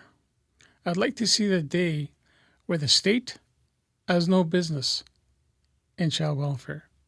What does that mean? Then you look at each community and ask the question, if they were in a state of well-being, healthy, what would that look like? And how do we get there, right? That would be, first and foremost on my mind. Like I say, it will be our communities, right, that get to have that responsibility and authority, right? It's not the dissection and of the system or improvement of the system. It's actually thinking about the communities. Yes. The people. Yes. Yeah. And that's where the answer is. That's my conversation from last week. A rare conversation. He doesn't actually like to do a lot of media, but that is Ron Monius. So we really thank him for coming in and strengthening his relationship with us here at the CBC as we learn more about the work that he does. Ron Monius is the CEO of the Northern Authority here in Manitoba. Whether you're hanging out or out on the move, stay in the know with CBC Listen. The cost of living with Paul Havershrud goes beyond facts and figures. Real estate is the 800-pound gorilla of Canada's economy. And What on Earth with Laura Lynch explores the climate change crisis, problems, and solutions. What happened that made you start to think and see climate change differently? The Cost of Living and What on Earth. Available now on CBC Listen. Alanis Morissette's Jagged Little Pill is one of the biggest debut albums of all time. But you ought to know that just 1 year prior to its release, she was rejected by every major label. So what changed everything? From the creators of Under the Influence comes the summer series We Regret to Inform You. Wednesday morning at 11:30, 3:30 p.m. in Newfoundland and on demand on CBC Listen. Well, later this morning, Lynn Lake evacuees will be on the move. A mandatory evacuation has been reinstated for that community in the north. We'll hear more in the news with Matt Humphrey, so stay with us. Weather is not cooperating. Here in southern Manitoba, we are expecting some rain, but the heat continues. We'll see what develops up north. But in Winnipeg, thunderstorms coming our way. It's already started for you in Brandon. It's moved through Portage, or right now it's still raining in Portage. Today, we're expecting those showers and storms to continue for most of the day, actually. They'll taper to showers this afternoon, and so hot. A high of 31 with Humidex 40. Smoke advisories also for Flin Flon and for Thompson this morning. So lots going on. The commute is pretty quiet. 788-3093, 788-3093. If you do need to update anything, we'll pass it along here on CBC. I'm Marcy Marcusa. If you're a regular listener to the show, then you know that next we're going to morning sports, and we have to talk about last night. When Scott Regehr, someone simply posted on Facebook, late in the fourth quarter between the Bombers and the in Calgary, something to the effect of, does anyone know what's going on with the Bombers? I don't think people saw that game coming. For those that missed it, why don't you run us through what happened? Well, it's a weird set of circumstances, right? This new Stampede Bowl that's being doled out on the eve of the Calgary Stampede, and the Bombers were, couldn't figure that one out. They lost 37-16 to the Stampeders, who should win the Stampede Bowl, at least the first one. But yeah, difficulty. Calgary, in all fairness, has a very good defense this year. They're only giving up about 20 points a game. And on top of that, their defense is a very aggressive one. Scored a couple of touchdowns on interception returns off of Zach Collaros. So Mike O'Shea, the Winnipeg coach, given what happened last night, was asked his plans for the upcoming bye week. I've canceled the bye week. They're all coming in, and we're going to, just make them put the pads on illegally and run padded practices every single day. Oh, win or lose, the plan's the plan, right? It doesn't really change, right? They get their days off. They need it. And come back, refreshed, ready to go. Just a little sarcasm off the top there from the coach. One point of encouragement, though, for Bombers fans, Marcy, the team is currently 12-0. Coming off of bye weeks. The Bombers back in action 2 weeks from now against the Stampeders again, this time at home. Well, you got to lose some. Yeah, spoiled for riches, right? You can afford the odd loss. Let's go to baseball. The Blue Jays, on the other side of things, they continue to shine. They really do, to the extent that they're now all alone, Marcy, atop the AL East. They did that by sweeping the Yankees last night. George Springer, who's having a renaissance season at the age of 35, he had a couple of home runs in that one. Meanwhile, a troubling development, Marcy, around a pitcher with the Cleveland Guardians. This is Luis Ortiz. He missed his scheduled start last night. The reason? Well, this pitch, for one. Pedro Paez leads off and takes one that is just a little bit outside. You may have heard the bang in the background there. That was the ball hitting the backstop on a pitch thrown hard into the turf, impossible for Ortiz's catcher to get at. ESPN is reporting, Marcy, that pitch against the Cardinals last month and another one against the Mariners are being scrutinized for possible links to gambling. The betting integrity firm IC360 flagged those throws for unusual online wagering. The odds on each of those pitches called for anything but a strike to be thrown. While instances like these do happen, even to the best pitchers, of course, ESPN says the league is nevertheless looking into it. Ortiz has been placed on non-disciplinary paid leave while this investigation continues. All of this comes 1 year after MLB suspended 5 players for gambling, including a lifetime ban for San Diego Padres infielder Tucupita Marcano. How do you prove that? That's going to be a fascinating thing to look at. Yeah, right? Yeah, that's a good point. Let's end with a sports competition today, actually, that will see the return of its greatest champion. Yeah, champion, I'll give you. Sports competition, that's debatable.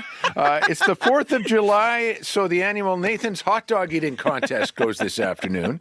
Thousands of spectators will gather on Coney Island. Millions more will tune in on TV, many of them, of course, to see the legend, Joey Jaws Chestnut. Last year, Chestnut was banned for accepting a sponsorship from, heaven forbid, a plant-based competitor. Major League Eating and Chestnut have since made amends, and the superstar eater says it's time to do what he does best, I'm back at the table, and I'm doing what I love. Eating hot dogs on the 4th of July, trying to make records, and this is it's awesome. I don't hold any grudges. Like I said, I love this. I love 4th of July. I love the audience. I love dominating my competitors. Whoever won last year, he's not going to be the champion for much longer. Chestnut set the world record last September, 83 dogs in 10 minutes. He also holds world marks in consuming poutine, hard-boiled eggs, and cherry pie. Hopefully not all at the same time. That would be disgusting. Unlike what he does as his day job. Little humor is nice, though, right? With Nick Ehlers going to the Hurricanes, I decided not to focus on that this morning. That's a bad loss. But so sad. We move on. We move on. Yeah, we'll move on. And by the way, if anybody wants to see the champion at eating that cheese and caramel Chicago mix popcorn stuff, whoa! Friday night right here on my couch. Okay. Take care, Scott. We better send cameras. Have a good weekend. I'm off for a few weeks, so you take care. Okay, you too. That is Scott Regehr with Morning Sports. Your CBC Winnipeg News is next. This is CBC News. At 7:30, we're at 20 degrees with a heat warning and a risk of more thunder in downtown Winnipeg. Good morning. I'm Matt Humphrey. Hundreds of Lynn Lake residents are being forced out of the northern Manitoba community. Wildfire activity is once again threatening residents' safety, only 2 weeks after they were allowed to return home. The town issued a notice on its Facebook page last night saying a mandatory evacuation order will begin today. The town's offering transportation. A bus is leaving Lynn Lake at 10 a.m., and an evacuee reception center has been set up in Brandon. Officials say a fire about 20 kilometers southwest of Lynn Lake could damage the main transmission line servicing the community, which could lead to a month-long power outage. The head of the Manitoba Nurses Union says the province's largest hospital is a, quote, incredibly unsafe facility. Darlene Jackson made the comments after 4 sexual assaults were reported in less than an hour in and around the Health Sciences Centre campus.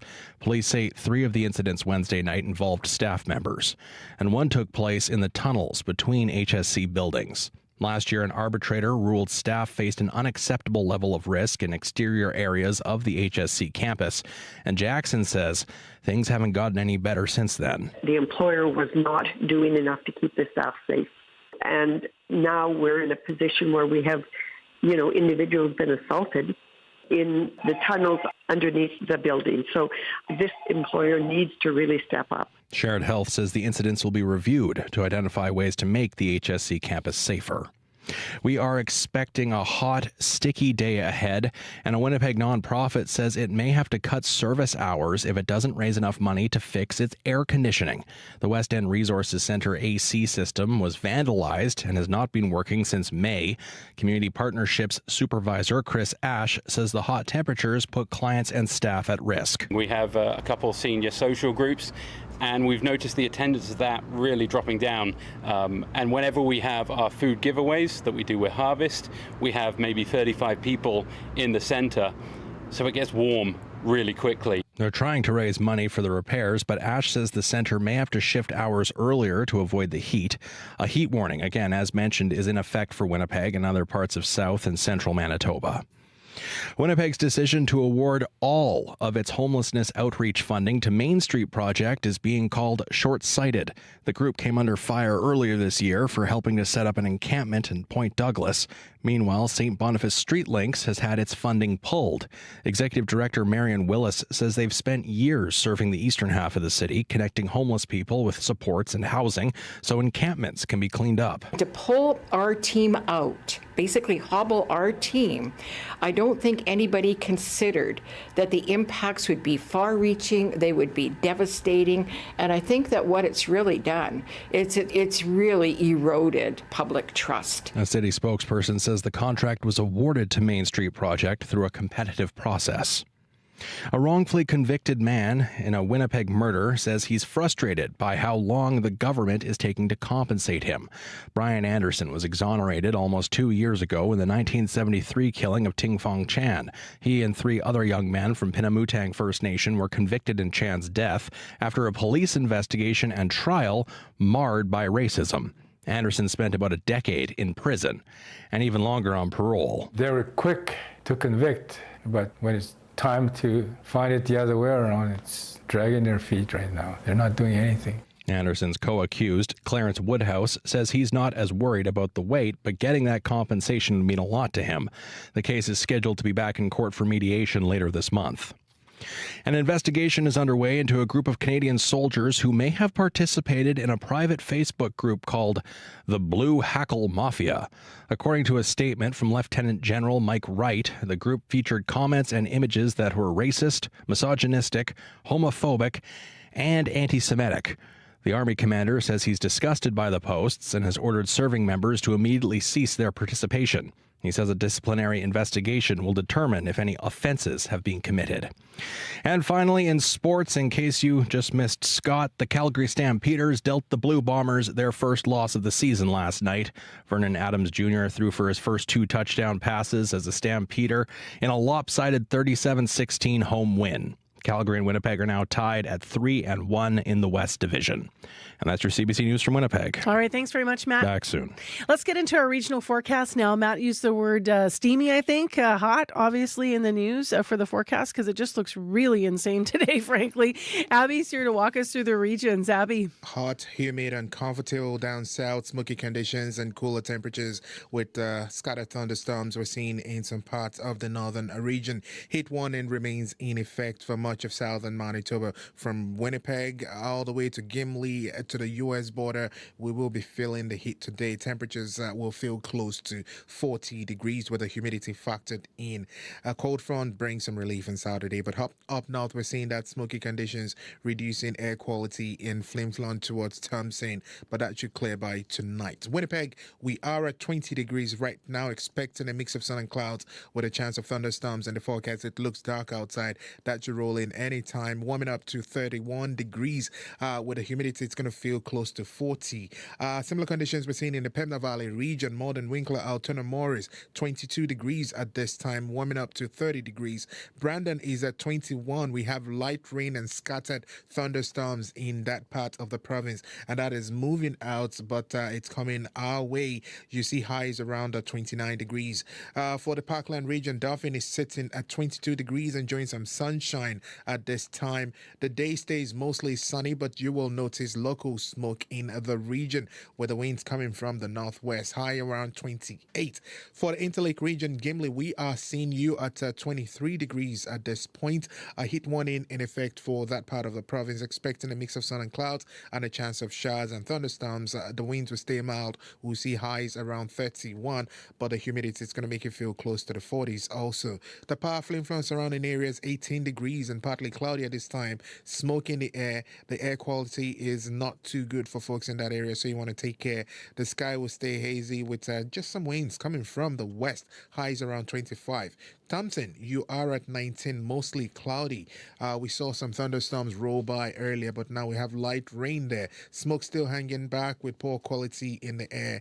We should see highs around 26 for that part of the province. While that foggy conditions continues for Churchill at 9 degrees this morning, but it should lift as you get into the morning, and we'll see some showers and possible thunderstorms later. Temperatures will be dropping to 7 degrees. So smoky and cooler up north, and it's going to be hot, muggy, and uncomfortable down south. It will feel like 41, Marcy. Yeah, find some water, find some shade, find somewhere safe if you need to get out of this as well. Obviously, goes without saying probably, but I'm going to say it anyway. All right, let's get into what's happening on the commute. Sierra Sanders has popped back in. Good morning. Relatively quiet on the commuter line this morning. Things are moving along out there on this hot, sticky Friday morning, it's sounding like. But if there's something out there that's slowing you down, whether you are here in the city or you're out on the highways, you can give me a call on the CBC commuter line, 204-788-3093.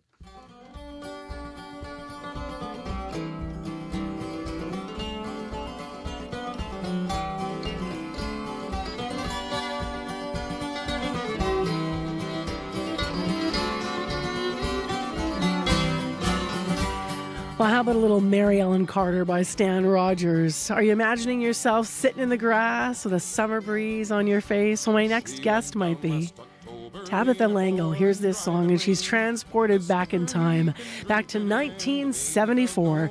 Takes her to the memories of sitting in that grass in Birds Hill Park enjoying the first ever Winnipeg Folk Festival. Back then, the festival was free. It happened during the second week of August instead of July, so some things were different. At the time, Tabitha was in her early 20s and was living with her family on a Hutterite colony just outside of Winnipeg. Next week, the Folk Fest will celebrate 50 years of live music. And ahead of that, Tabitha has joined us in studio this morning to talk more about what that first festival was like. Hi. Hi. So is it true you're thinking as you're hearing Stan Rogers, are you right back there in 74? Yes. And I listened to that album probably once every 2 or 3 times a month. Wow. Yeah. You actually met him the second year you went, is that right? Yes. What happened? Tell me about that. Well, we did what everybody else did back then. We camped and you put down your quilt, and that was your place for the rest of the time. People were respectful of that. And we put our quilt down. The quilt next to us was empty. And then when we came back, Stan Rogers was sitting there. And so for the next 3 days, we were neighbors, shared watermelon stories, got invited at the end of the festival. He gave us his address and said, if you ever come, you're staying with us. Wow. What a treasured relationship and memory to have. Yes, It is. Yes. So I understand that you first learned about the folk festival from a friend. Yes. And you were actually supposed to be berry picking. So tell us how you got to your first folk festival. Well, a friend of ours who came to visit the colony as a child, and then something in that communal setting, and especially, I think my mom, was something he needed. So he kind of became a constant friend at the colony. And he would come and help us with cooking, with picking, with whatever. And so Sunday afternoon, one day in August, he dropped by and said, there's a new festival on in Winnipeg. We should go there. And we said, yeah, that sounds like fun. Did your parents know you were going there? My mom she would have liked to come, let's face it. She did leave the colony later as well. Okay. So we got in the back of his pickup, a few of us, and did go berry picking with the blessing of our elders. Mm-hmm. And we didn't give them information, and I think they were quite happy not to know everything. So were you berry picking and then you just decided to slide into the festival grounds? Yes. Yeah. Yes. So you're at the festival. What did you expect it to be like compared to what it was like when you were there?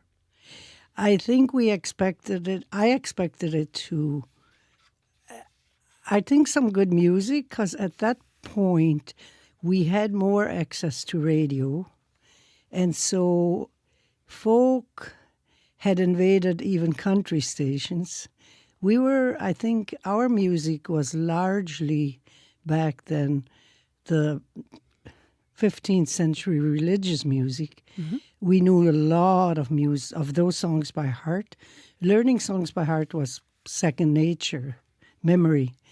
And so we also knew a lot of country gospel. But by then we also realized there was a lot going on in society. So folk music, country music, there was a blending and a coming together. So we knew Ian and Sylvia. We knew the hippie songs from down south, me and Bobby McGee. And music like that was becoming part of us. So we knew that was kind of where we were going. Yeah. But when we got there, and Peter Zosky, I knew. From CBC. Yes. I just loved what he did. My mom was a superb storyteller. And so his storytelling just riveted me always. And he hosted the very first Folk Fest, so you got to see him. He hosted several of the early ones. I got to see him. And for me, that was the highlight of that first one, was Peter Zosky. The rest was a fantastic surprise. You have so many memories, obviously. You've been a regular attendee for a lot of years. You have this really, I feel like it's a really important story to share where you were learning about, I think it was anti-Black racism, but then you were at the festival and you actually saw a Black musician from the South get on stage. Yes. Well, tell me about that and the power of that for you. Yes, it was, I think, the political nature of the folk festival. And before that, I'll say what made me feel totally at home was the intergenerationality of it.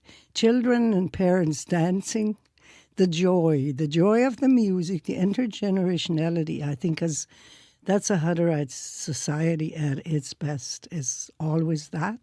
And it's that you miss the most when you leave. So to walk into the social justice issues, and it's not that we weren't aware of Indigenous issues. Those voices were trying to be heard, or starting to be heard. But to see a very young Tom Jackson sing, "We Don't Need Your Damn Water," yeah, and then to hear African American singers share their story, Sweet Honey in the Rock, the racism they experienced, but the hope and the joy they chose to walk and protest. It was just a time of politics, of, I think, also economic critique. The rich are getting richer, the poor are getting poorer. I have goosebumps because I feel like everything you're saying is kind of applicable to today. Yes, absolutely, even more so. Yeah. Even more so, yes. What was the freedom that you feel that you experienced while being at a folk festival? Did it offer a certain freedom as well? Because you're continuing, and this is interesting because you're talking about how it contrasts to some of the values you had being raised in the Hutterite colony, some of the things that you loved about it, but also, your desire to change your life. I think I left reluctantly, and I was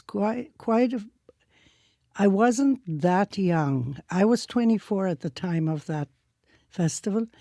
And the reason I stayed as long as I did was because I knew there was so much value there. And I think the model of sharing equally is an incredible model that's all too rare now. And I knew I would be leaving that. So that was the regret. I think at the same time, I knew I wanted to go to university. Now I wouldn't have to leave for that reason, but then that was it. But anyways, I've come to believe my work is out here.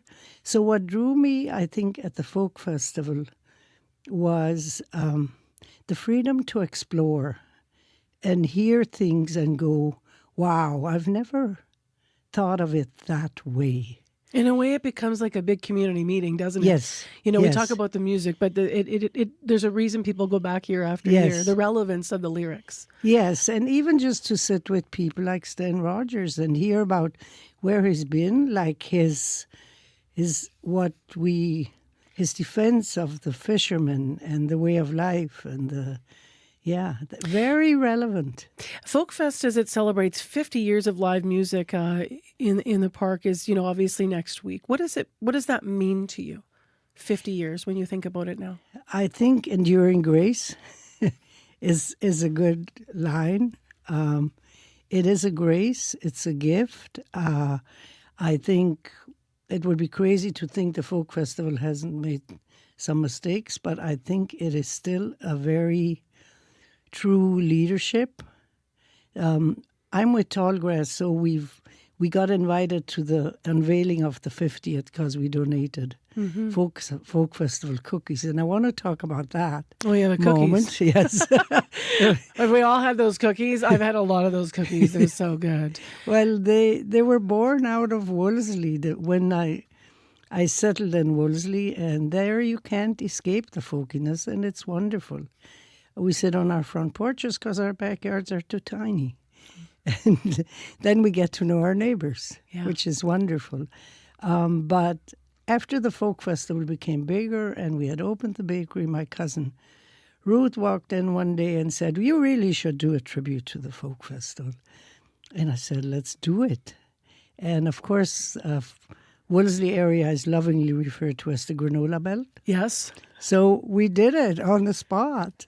And that's why there's so much granola in those cookies? Yes, exactly. I love that you were here this morning. What a beautiful interview to celebrate the 50th of the Folk Festival, Tabitha. And thank you so much for coming in with your memories. Well, you're very welcome. Thank you. Let's keep the music going. Tabitha Langle attended her first ever Winnipeg Folk Festival, well, when the first one happened in 1974. Next weekend, they'll celebrate 50 years. Now I'll say, like the Mary Ellen Carter rise again.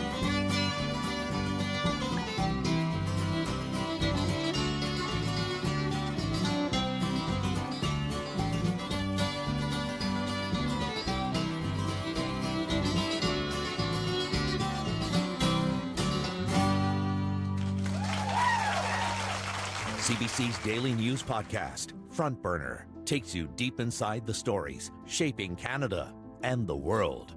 New episodes come out every morning, Monday to Friday. Subscribe wherever you get your podcasts and on YouTube. Well, up next on the show, for many in our province, driving ATVs and other off-road vehicles is part of coming of age. But it is an activity that isn't always safe, especially for the youngest members of our communities. Last week, an 11-year-old boy, as you may know, died in Marcel Colombe First Nation after an ATV rolled over. He was in the passenger seat. A 13-year-old was driving. Neither of them were wearing helmets. According to the Health Sciences Centre's Children's Hospital, each year they see about 80 to 100 kids with ATV-related injuries. And most of the injuries occur during summer weekends.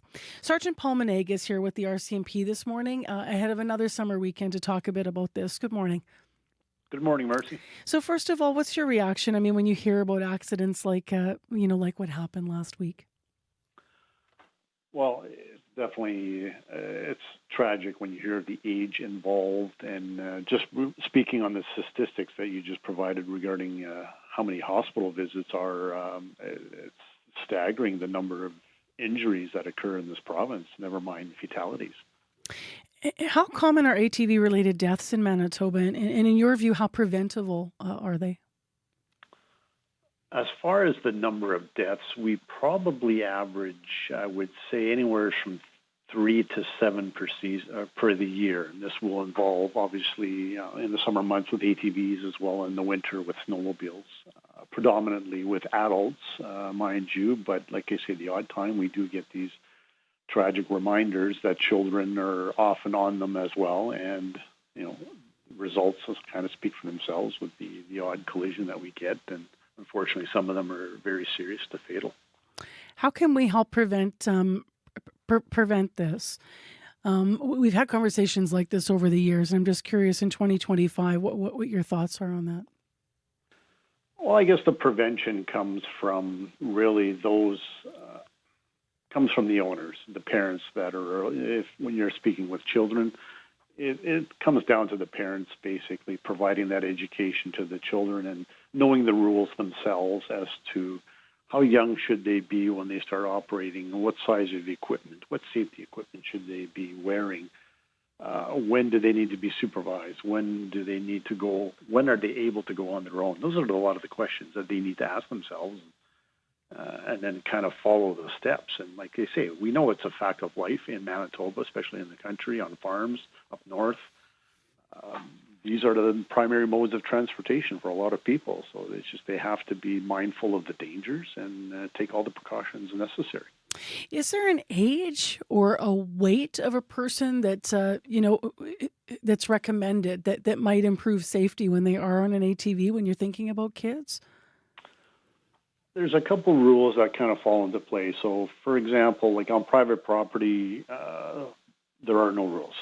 As a parent, you can basically do what you want with your kids as far as what you allow them to do, what to operate at what age. Once you leave private property, then you fall under the Off-Road Vehicle Act or the Highway Traffic Act itself. So basically, if I'm going to speak to off private property, realistically, anything under the age of 14 has to be under the supervision of a parent. As of 16 years old, you can operate an off-road vehicle on your own, provided if you're going to cross a roadway, you have a license. So it's that parental supervision that I think a lot of areas is just not occurring. It's like you could have a 13-year-old that's been operating an ATV for 5 years, and the parents think he's fine, but it's just like, to me, I don't look at the age involved of the kids, it's their size, because these ATVs can be small, they can be like, 800 cc's, which is a very powerful machine, which is heavy, which they don't have the strength to handle. And I think that, to me, is the key, is children need the strength to operate these machines, to be able to turn them when they need to, and not be subjected to really the machine controlling them. And it's just like, if they can't handle a turn, the machine's going to throw this child off the ATV, and unfortunately, if it rolls, that's where those serious injuries occur. How important are helmets when it comes to ATV safety, and what do you say to folks that still have reluctance to wear them? Well, today with the various types of helmets available, there's no excuse. It's the most important part of your body that you need to protect. As I mentioned before, like I say, these machines are heavy. They tend to roll. That's where those often those fatal injuries occur, is the weight of the machine either landing on part of the body or your head hitting an object, hitting the ground. There's just too much risk for damage. So there's no excuse today not to wear a helmet. They're fashionable, they're light, they're breathable. Like you see, there's all kinds of options. So there's no excuse. The Canadian Pediatric Society has, I'm looking at reporting from February of this year. They continue to say that in their view, off-road vehicles are not safe for some of the youngest Canadians, and they're calling for better regulation and safety measures.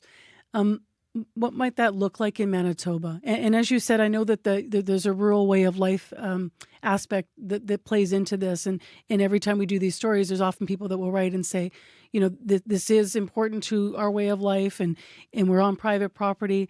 But then you have the contrast of, the Pediatric Society and such, trying to make things safer across the board. Is there middle ground on that? Or what do you think should and could happen in Manitoba to make things safer? Well, I would hope there's middle ground, but at the same time, safety should come paramount. I don't care if it's a way of life anywheres.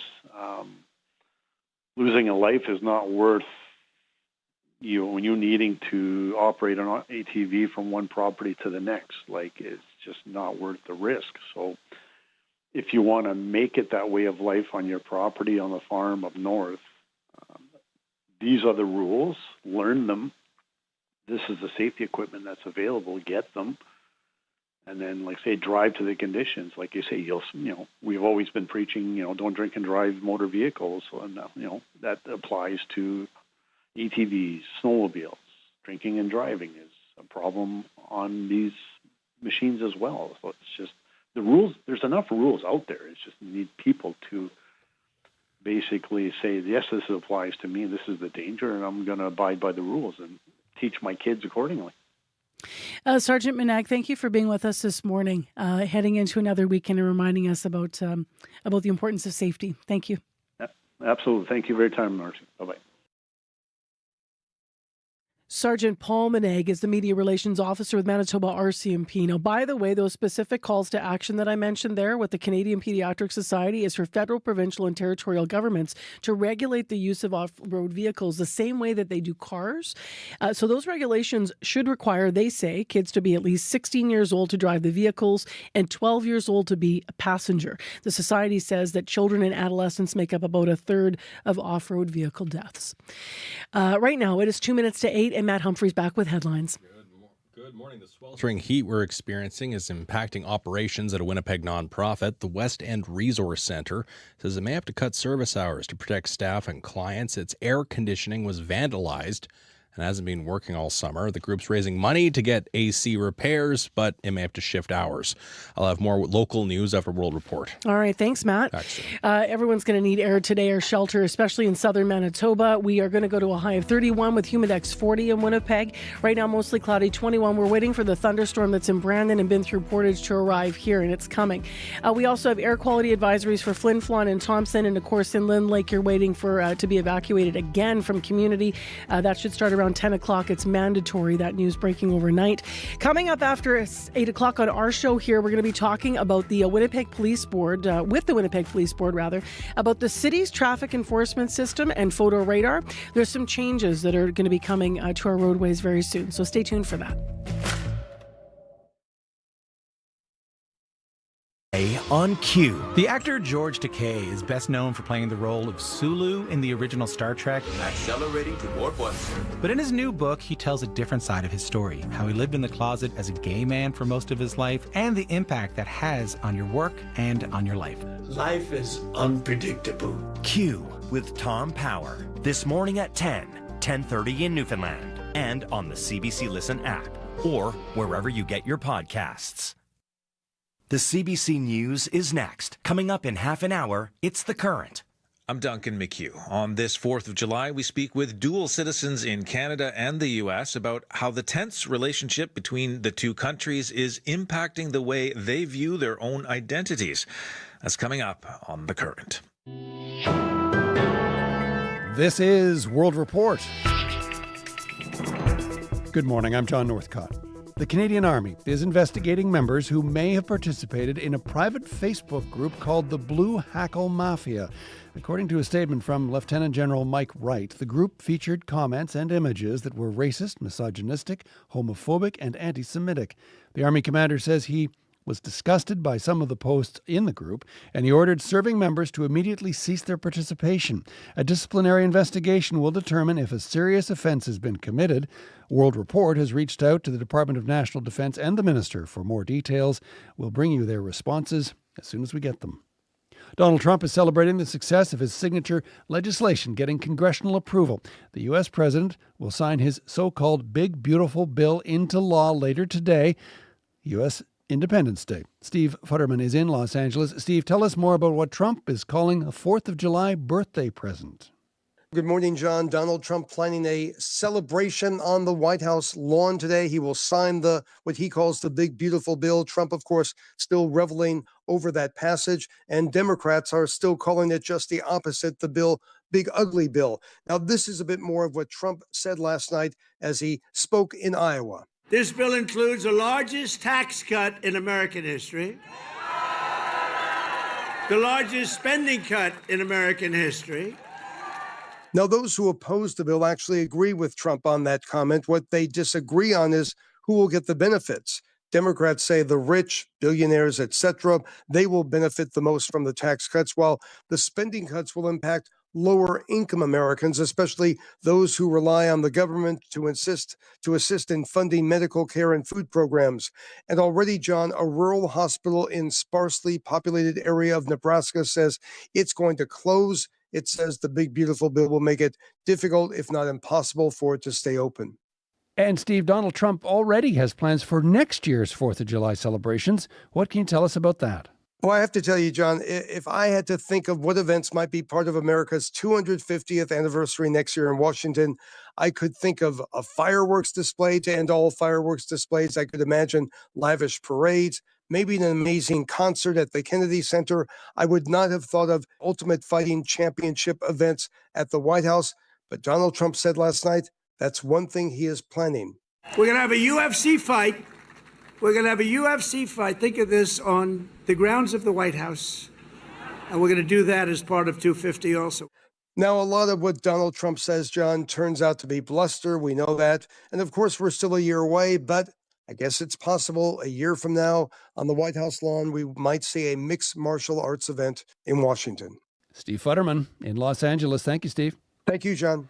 This year's Independence Day celebrations come as Trump insists his country should annex Canada.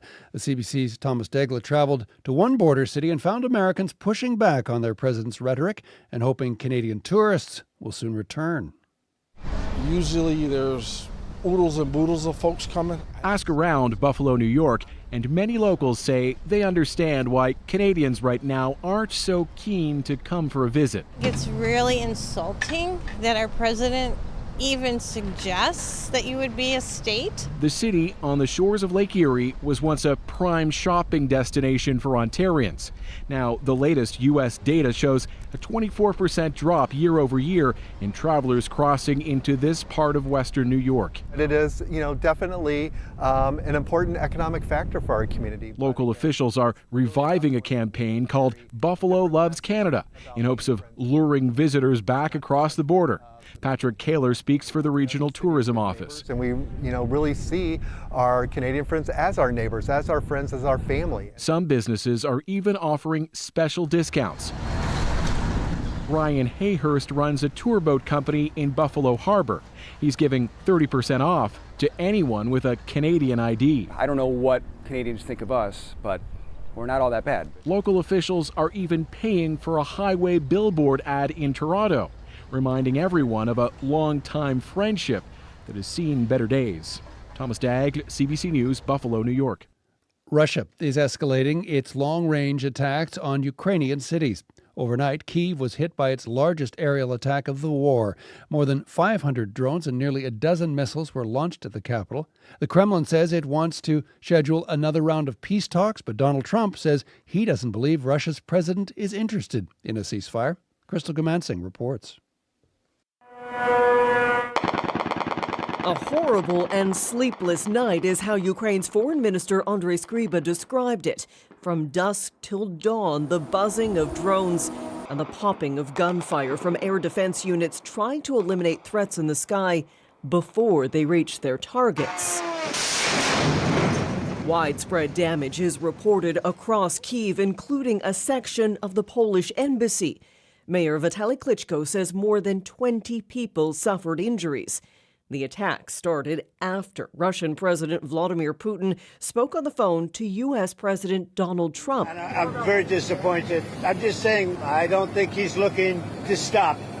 And that's too bad. William B. Taylor is a former U.S. ambassador to Ukraine and current distinguished fellow at the Atlantic Council. Putin is really stiffing him. Taylor says if he was advising the president, he'd tell him to pull the economic lever. 82 out of 100 senators are supporting a very harsh sanctions regime on Russia in support of Ukraine in order to push Putin to come to the table. Poland's foreign minister is calling on the U.S. to restore supplies of anti-aircraft ammunition to Ukraine.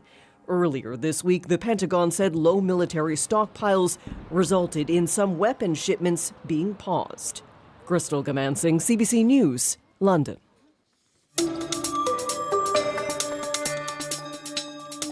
The Montreal Children's Hospital is calling for stricter rules for electric scooters. Doctors say they're seeing 4 times more injuries involving kids and e-scooters compared to the same period last year. Quibina Oduro reports.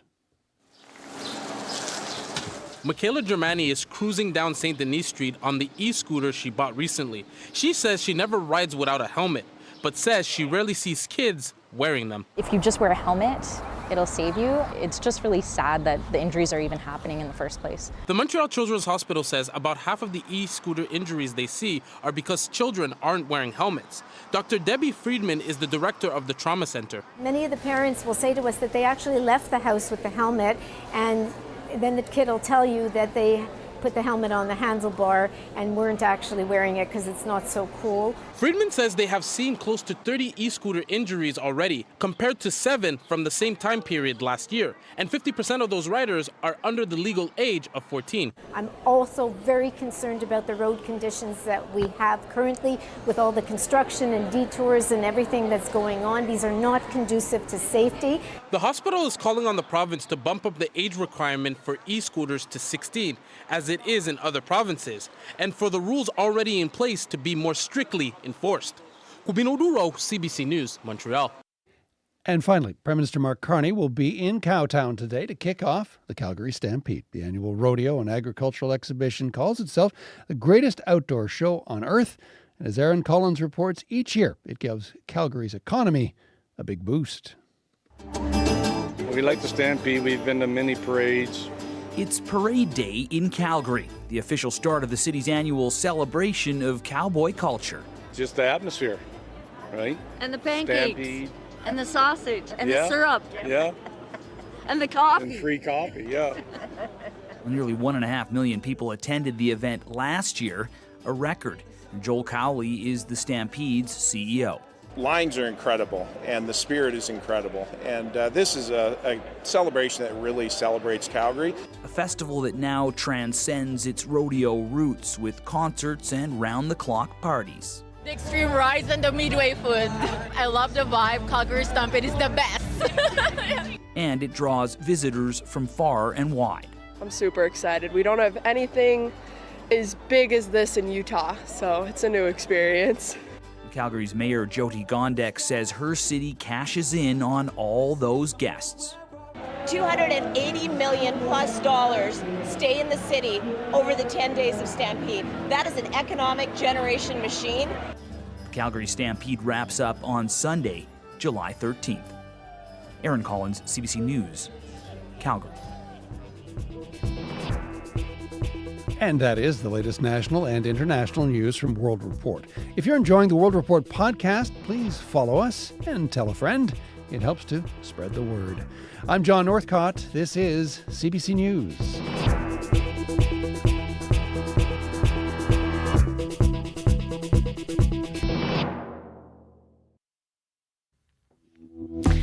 Well, Calgary's got the Stampede, but you know what? We've got the Folk Fest, and we were talking about it in the last hour with someone who is remembering the very first Folk Fest 50 years ago. This half hour will play you some music. I'm Marcy Marcusa. This is Information Radio. We're live in downtown Winnipeg on CBC, 89.3 FM, 990 AM on the app and YouTube. We have some serious weather this morning. We've got major heat in the south, so critical conditions where you're going to want to find shelter and water. Abby will run through that in a moment. We do have some rain, though, so that'll help things. In Brandon, a thunderstorm continues there, and it is coming our way in Winnipeg. So I know Brad's been throwing up those maps on YouTube. We'll have a closer look at that in a few minutes. Also, something we need to take a closer look at because it's going to be affecting you on the roadways.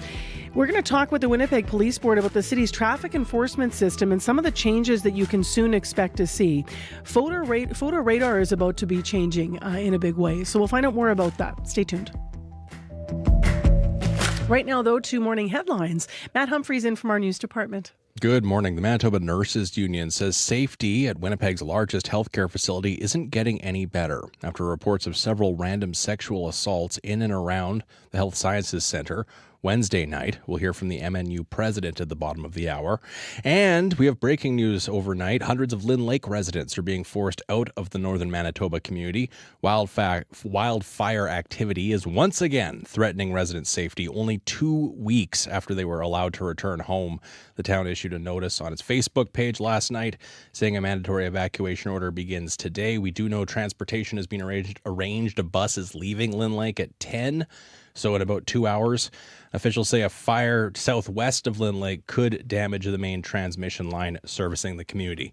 And yes, as Marcy mentioned, hot, humid weather today.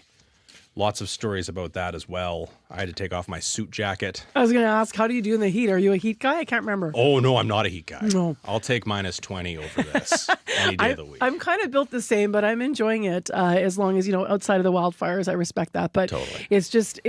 I just immediately sweat. Yeah. You kind of got to just give it up. My and just back say, right now. Yeah. Shouldn't even talk about it. It's all right. Let's just cut away from the shot of stay Matt's back. hydrated. All right. Let's get soon. See you later, Matt. Let's get into what's actually happening in the forecast. We do have this thunderstorm coming, Abby. It's still been raining, I think, in Brandon, right? So we're expecting it here in Winnipeg this morning, right? Yeah, still tracking it. If you check the map right now, we're tracking it all the way from Brandon. As you can see, it's on its way towards Portage at this time. And it's parts of Victoria Beach already getting lightning and thunderstorms also. And I'm seeing that light rain has started in Winnipeg. In our studios, by the way, because we're on YouTube, so we're visual as well. Sometimes Abby and I actually don't see outside when it starts. So I think it's just starting now here. Yeah, just starting right now in the city. We still have that heat warning in effect, so these would help cool things down. But before the cooling, we will definitely feel the impact of this heat with the humidity getting close to 40 degrees. We're already seeing most of the regions in the 20s at this time.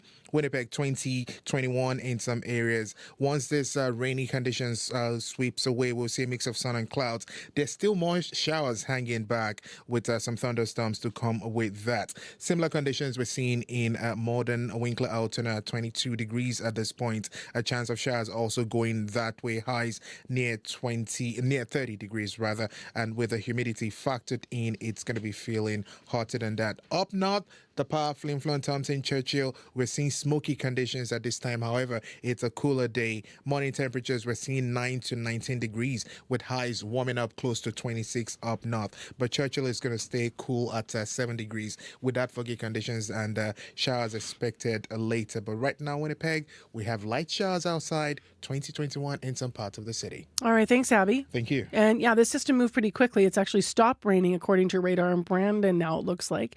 And as Abby mentioned, that fog up in Churchill. 9, by the way, is the cold spot in the whole province this morning, and the hot spot's in Dauphin at 24. Let's get to Sierra Sanders, who's here with the commute on a Friday morning. What's up? Good morning. We're looking at Logan and McPhillips. The eastbound median lane is blocked by a collision there, so keep right to pass. We still have some time in the show, so if there's anything slowing you down out there, whether you are here in the city or out on the highways, you can give me a call on the CBC commuter line, 204-788-3093.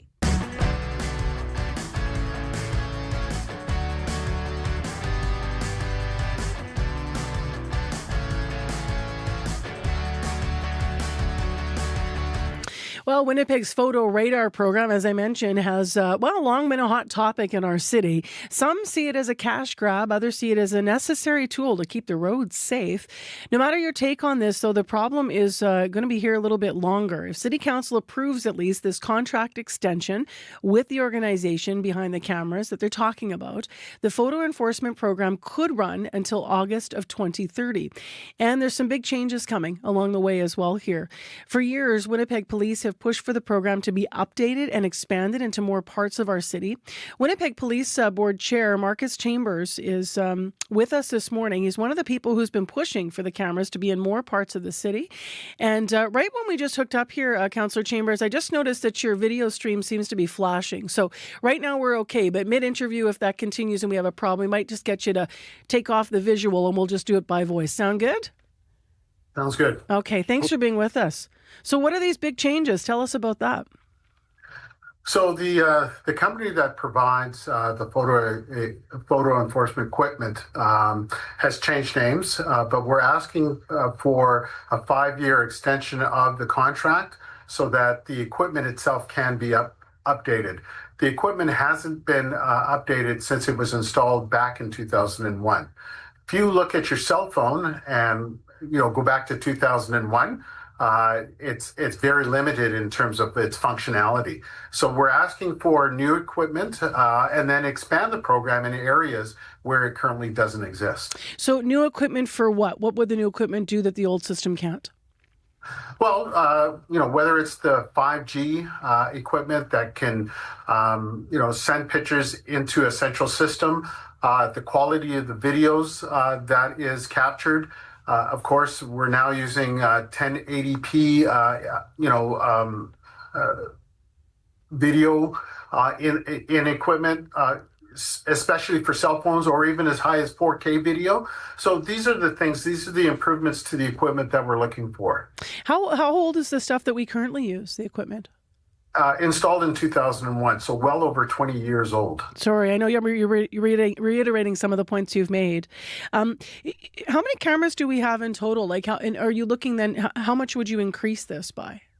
So again, looking at increasing it in areas that didn't exist back in 2001. You have areas like Sage Creek and Waverly West and Bridgewater and Amber Trails. All of these communities didn't exist back in 2001 when the province rolled out the photo enforcement program.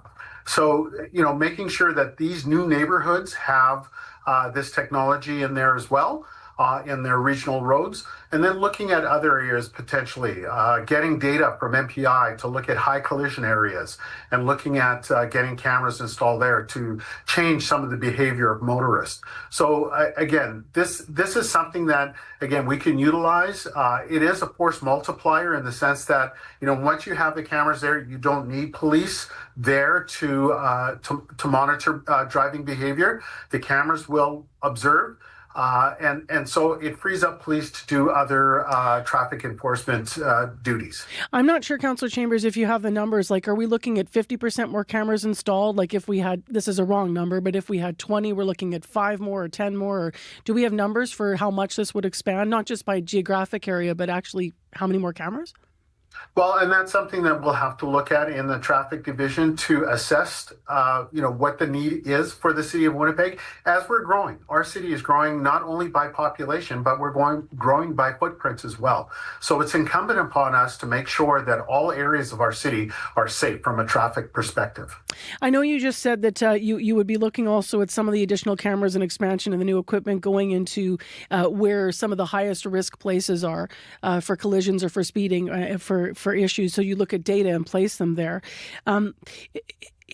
Some people criticize the program and say that that's the only places that cameras should be, and that otherwise they see it as a cash grab. What's your response to that? Well, the perception of the photo enforcement program has always been, it's a cash grab.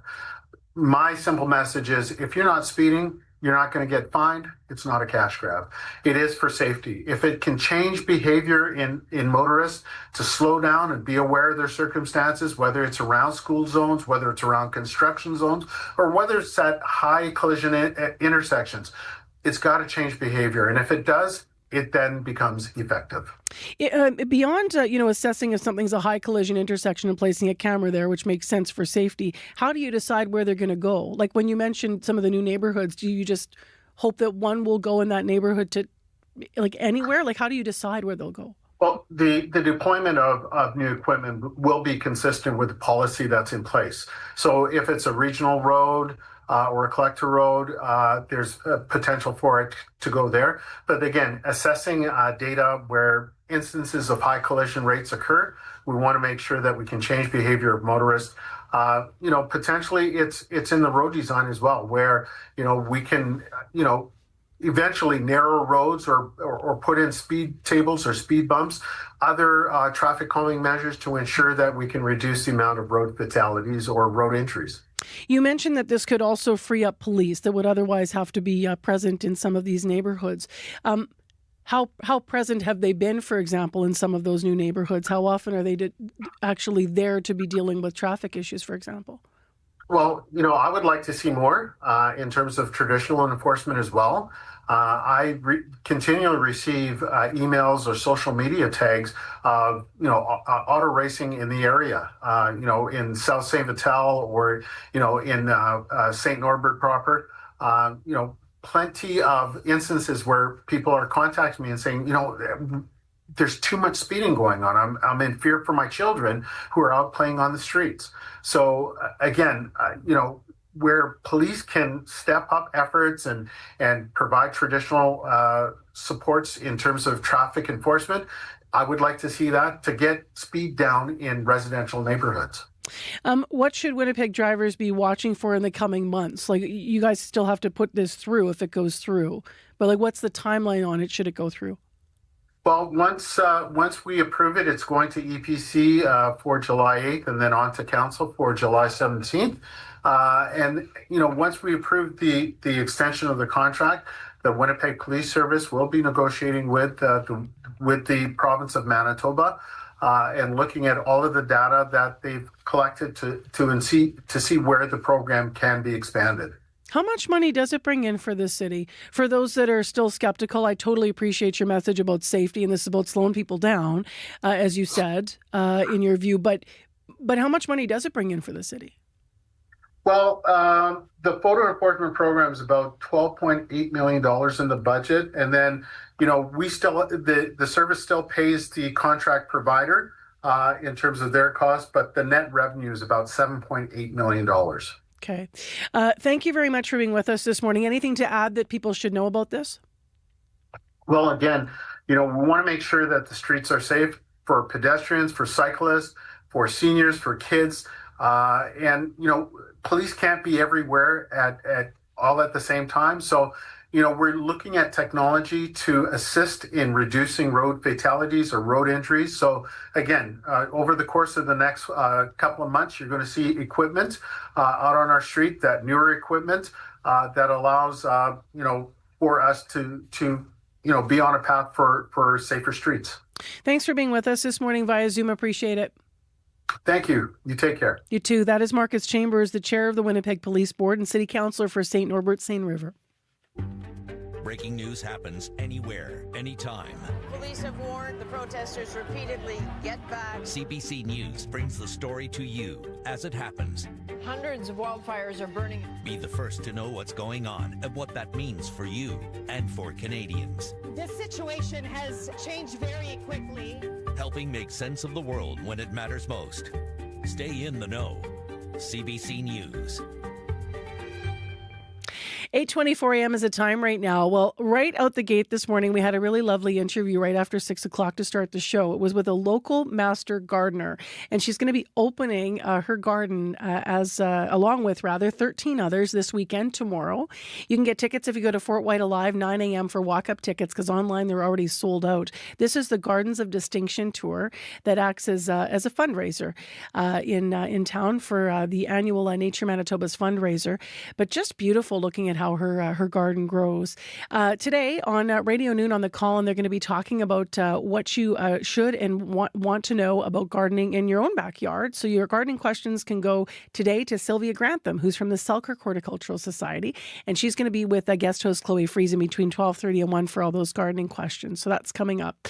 Also, if you missed us earlier in the program, we had just a delightful interview in the last hour with Tabitha Langle. She attended her very first Winnipeg Folk Festival in its very first year back in 1974. So Folk Fest next weekend is celebrating 50 years.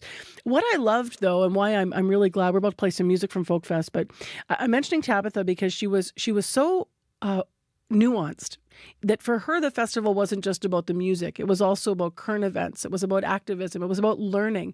It was about family. It was about people of all ages and generations coming together on the grass. And she left the studio and she said, you know, Marcy, you didn't get to ask me what my message would be to listeners that might be getting ready to go to Folk Fest and maybe it's their first time. And she said, I'll leave you with this quote. And she said, be joyful, even if you know the facts. And that's just sitting with me this morning. Here's Begonia playing Folk Fest next week.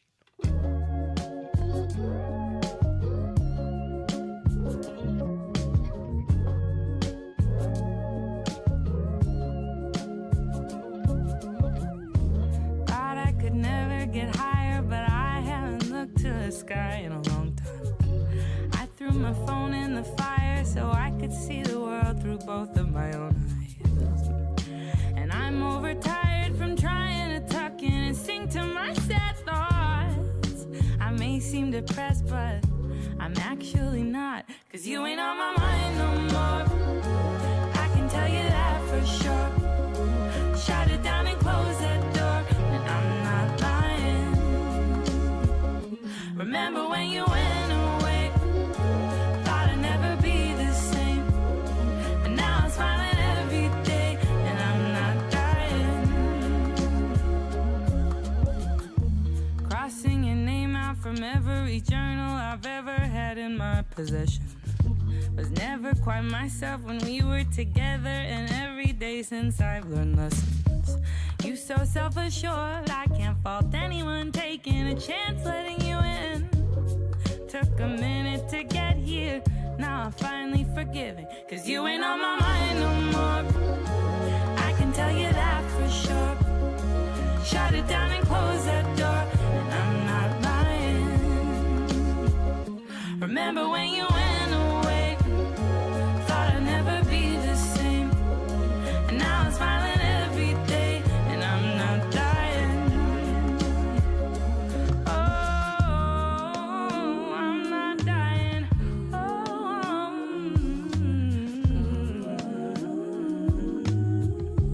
Holy fucking shit,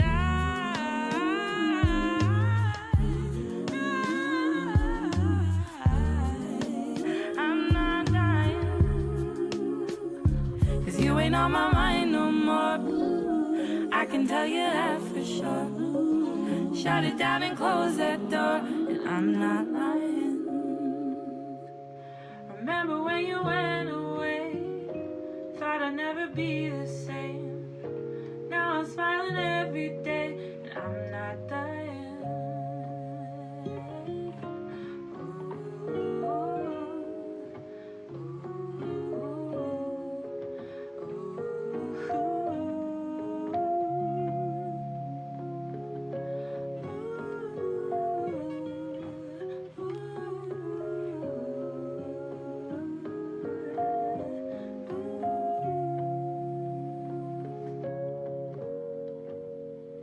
Love that moment you realize, oh, hang on a minute, I'm all right. I'm okay. I got over that.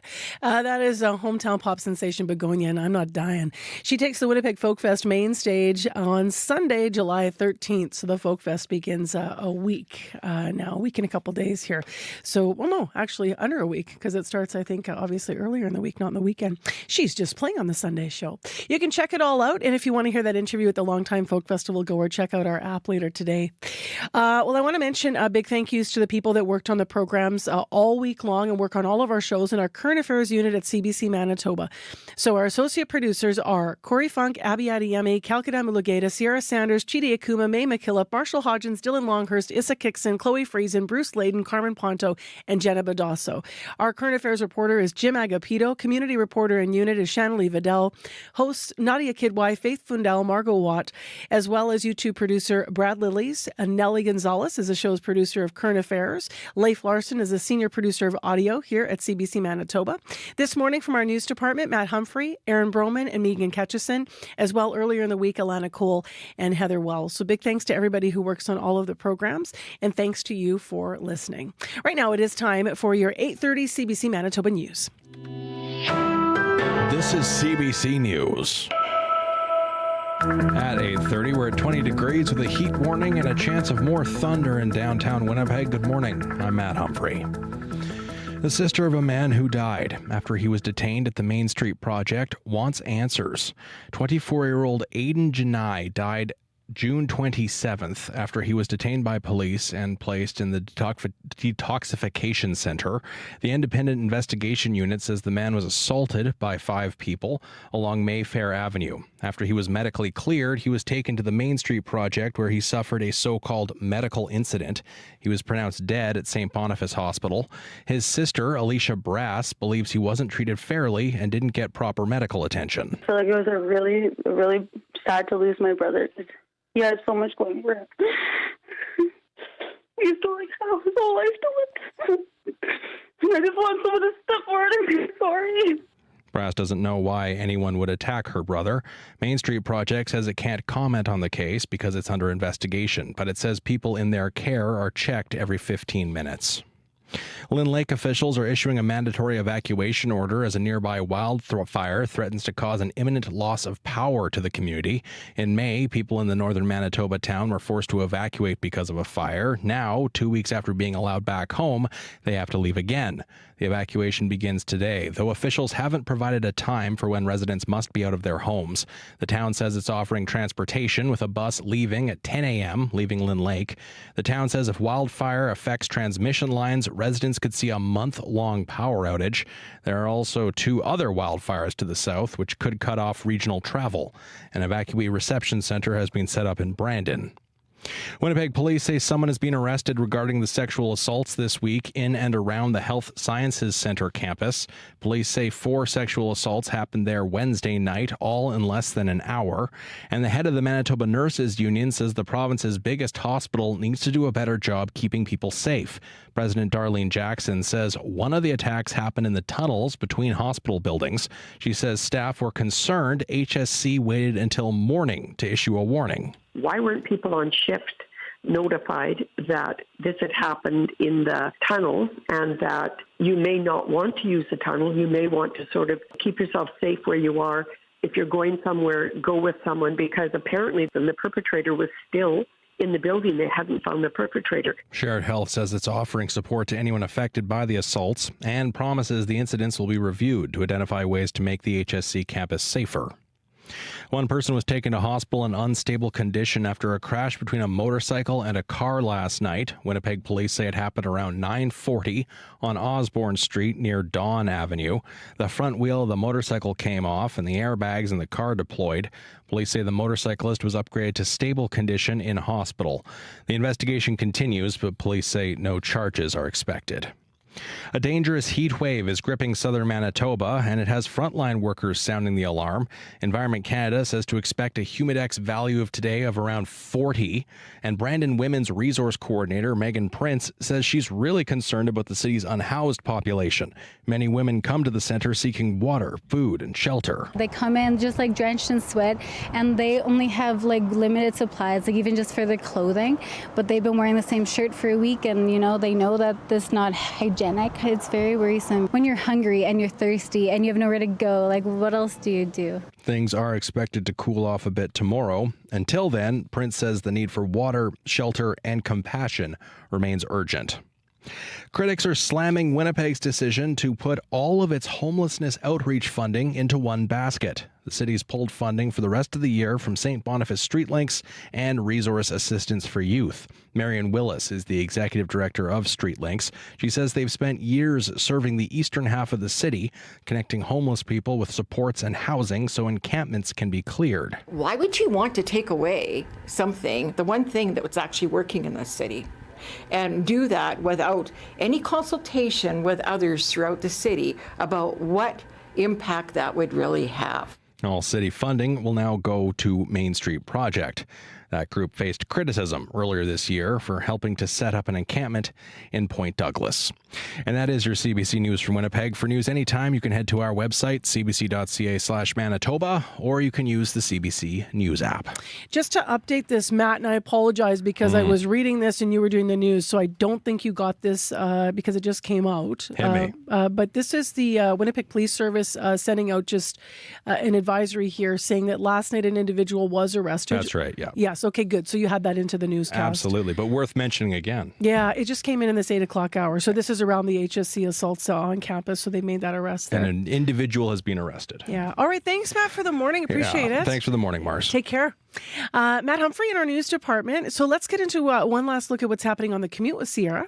Good morning. I've been hearing about a collision at Logan and McPhillips. So the eastbound median lane is blocked because of that collision. So keep right to pass there. That has been kind of coming in for a little while. So things might be a little bit different, but we're at the end of the show here. So unfortunately, you won't be able to reach me on the traffic line. But I hope everyone has a good, hot, maybe a little bit sticky weekend, and you stay hydrated and cool throughout this heat wave. All right, thanks, Sierra. Thank you. Abby, take it away. The rain stopped in Brandon. Now we have light showers in Winnipeg. Across board, it's going to be hot and humid, while the north will be staying cool with smoke and poor air quality. The southern part is warming up. We will see highs close to 31 degrees, feeling like 40, while the north will warm up to 26. Churchill stays cool at 7 degrees. All right, thank you, Abby. Thank you. Thanks, everyone, for listening to Information Radio each and every morning. Man, I got to tell you, I love Manitoba summers. I mean, really, it's not nicer than this anywhere, in my humble opinion, with our big blue skies and our prairie drives and our lakes. And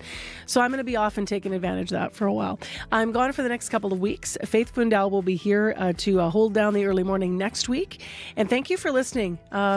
Appreciate you each and every morning. And to all of our guests, thank you so much for coming in and sharing your stories with CBC as we continue to try to reflect what is happening in our community. Take care, be well. I'm Marcy Marcusa. This is CBC Manitoba's Information Radio, and The Current is next.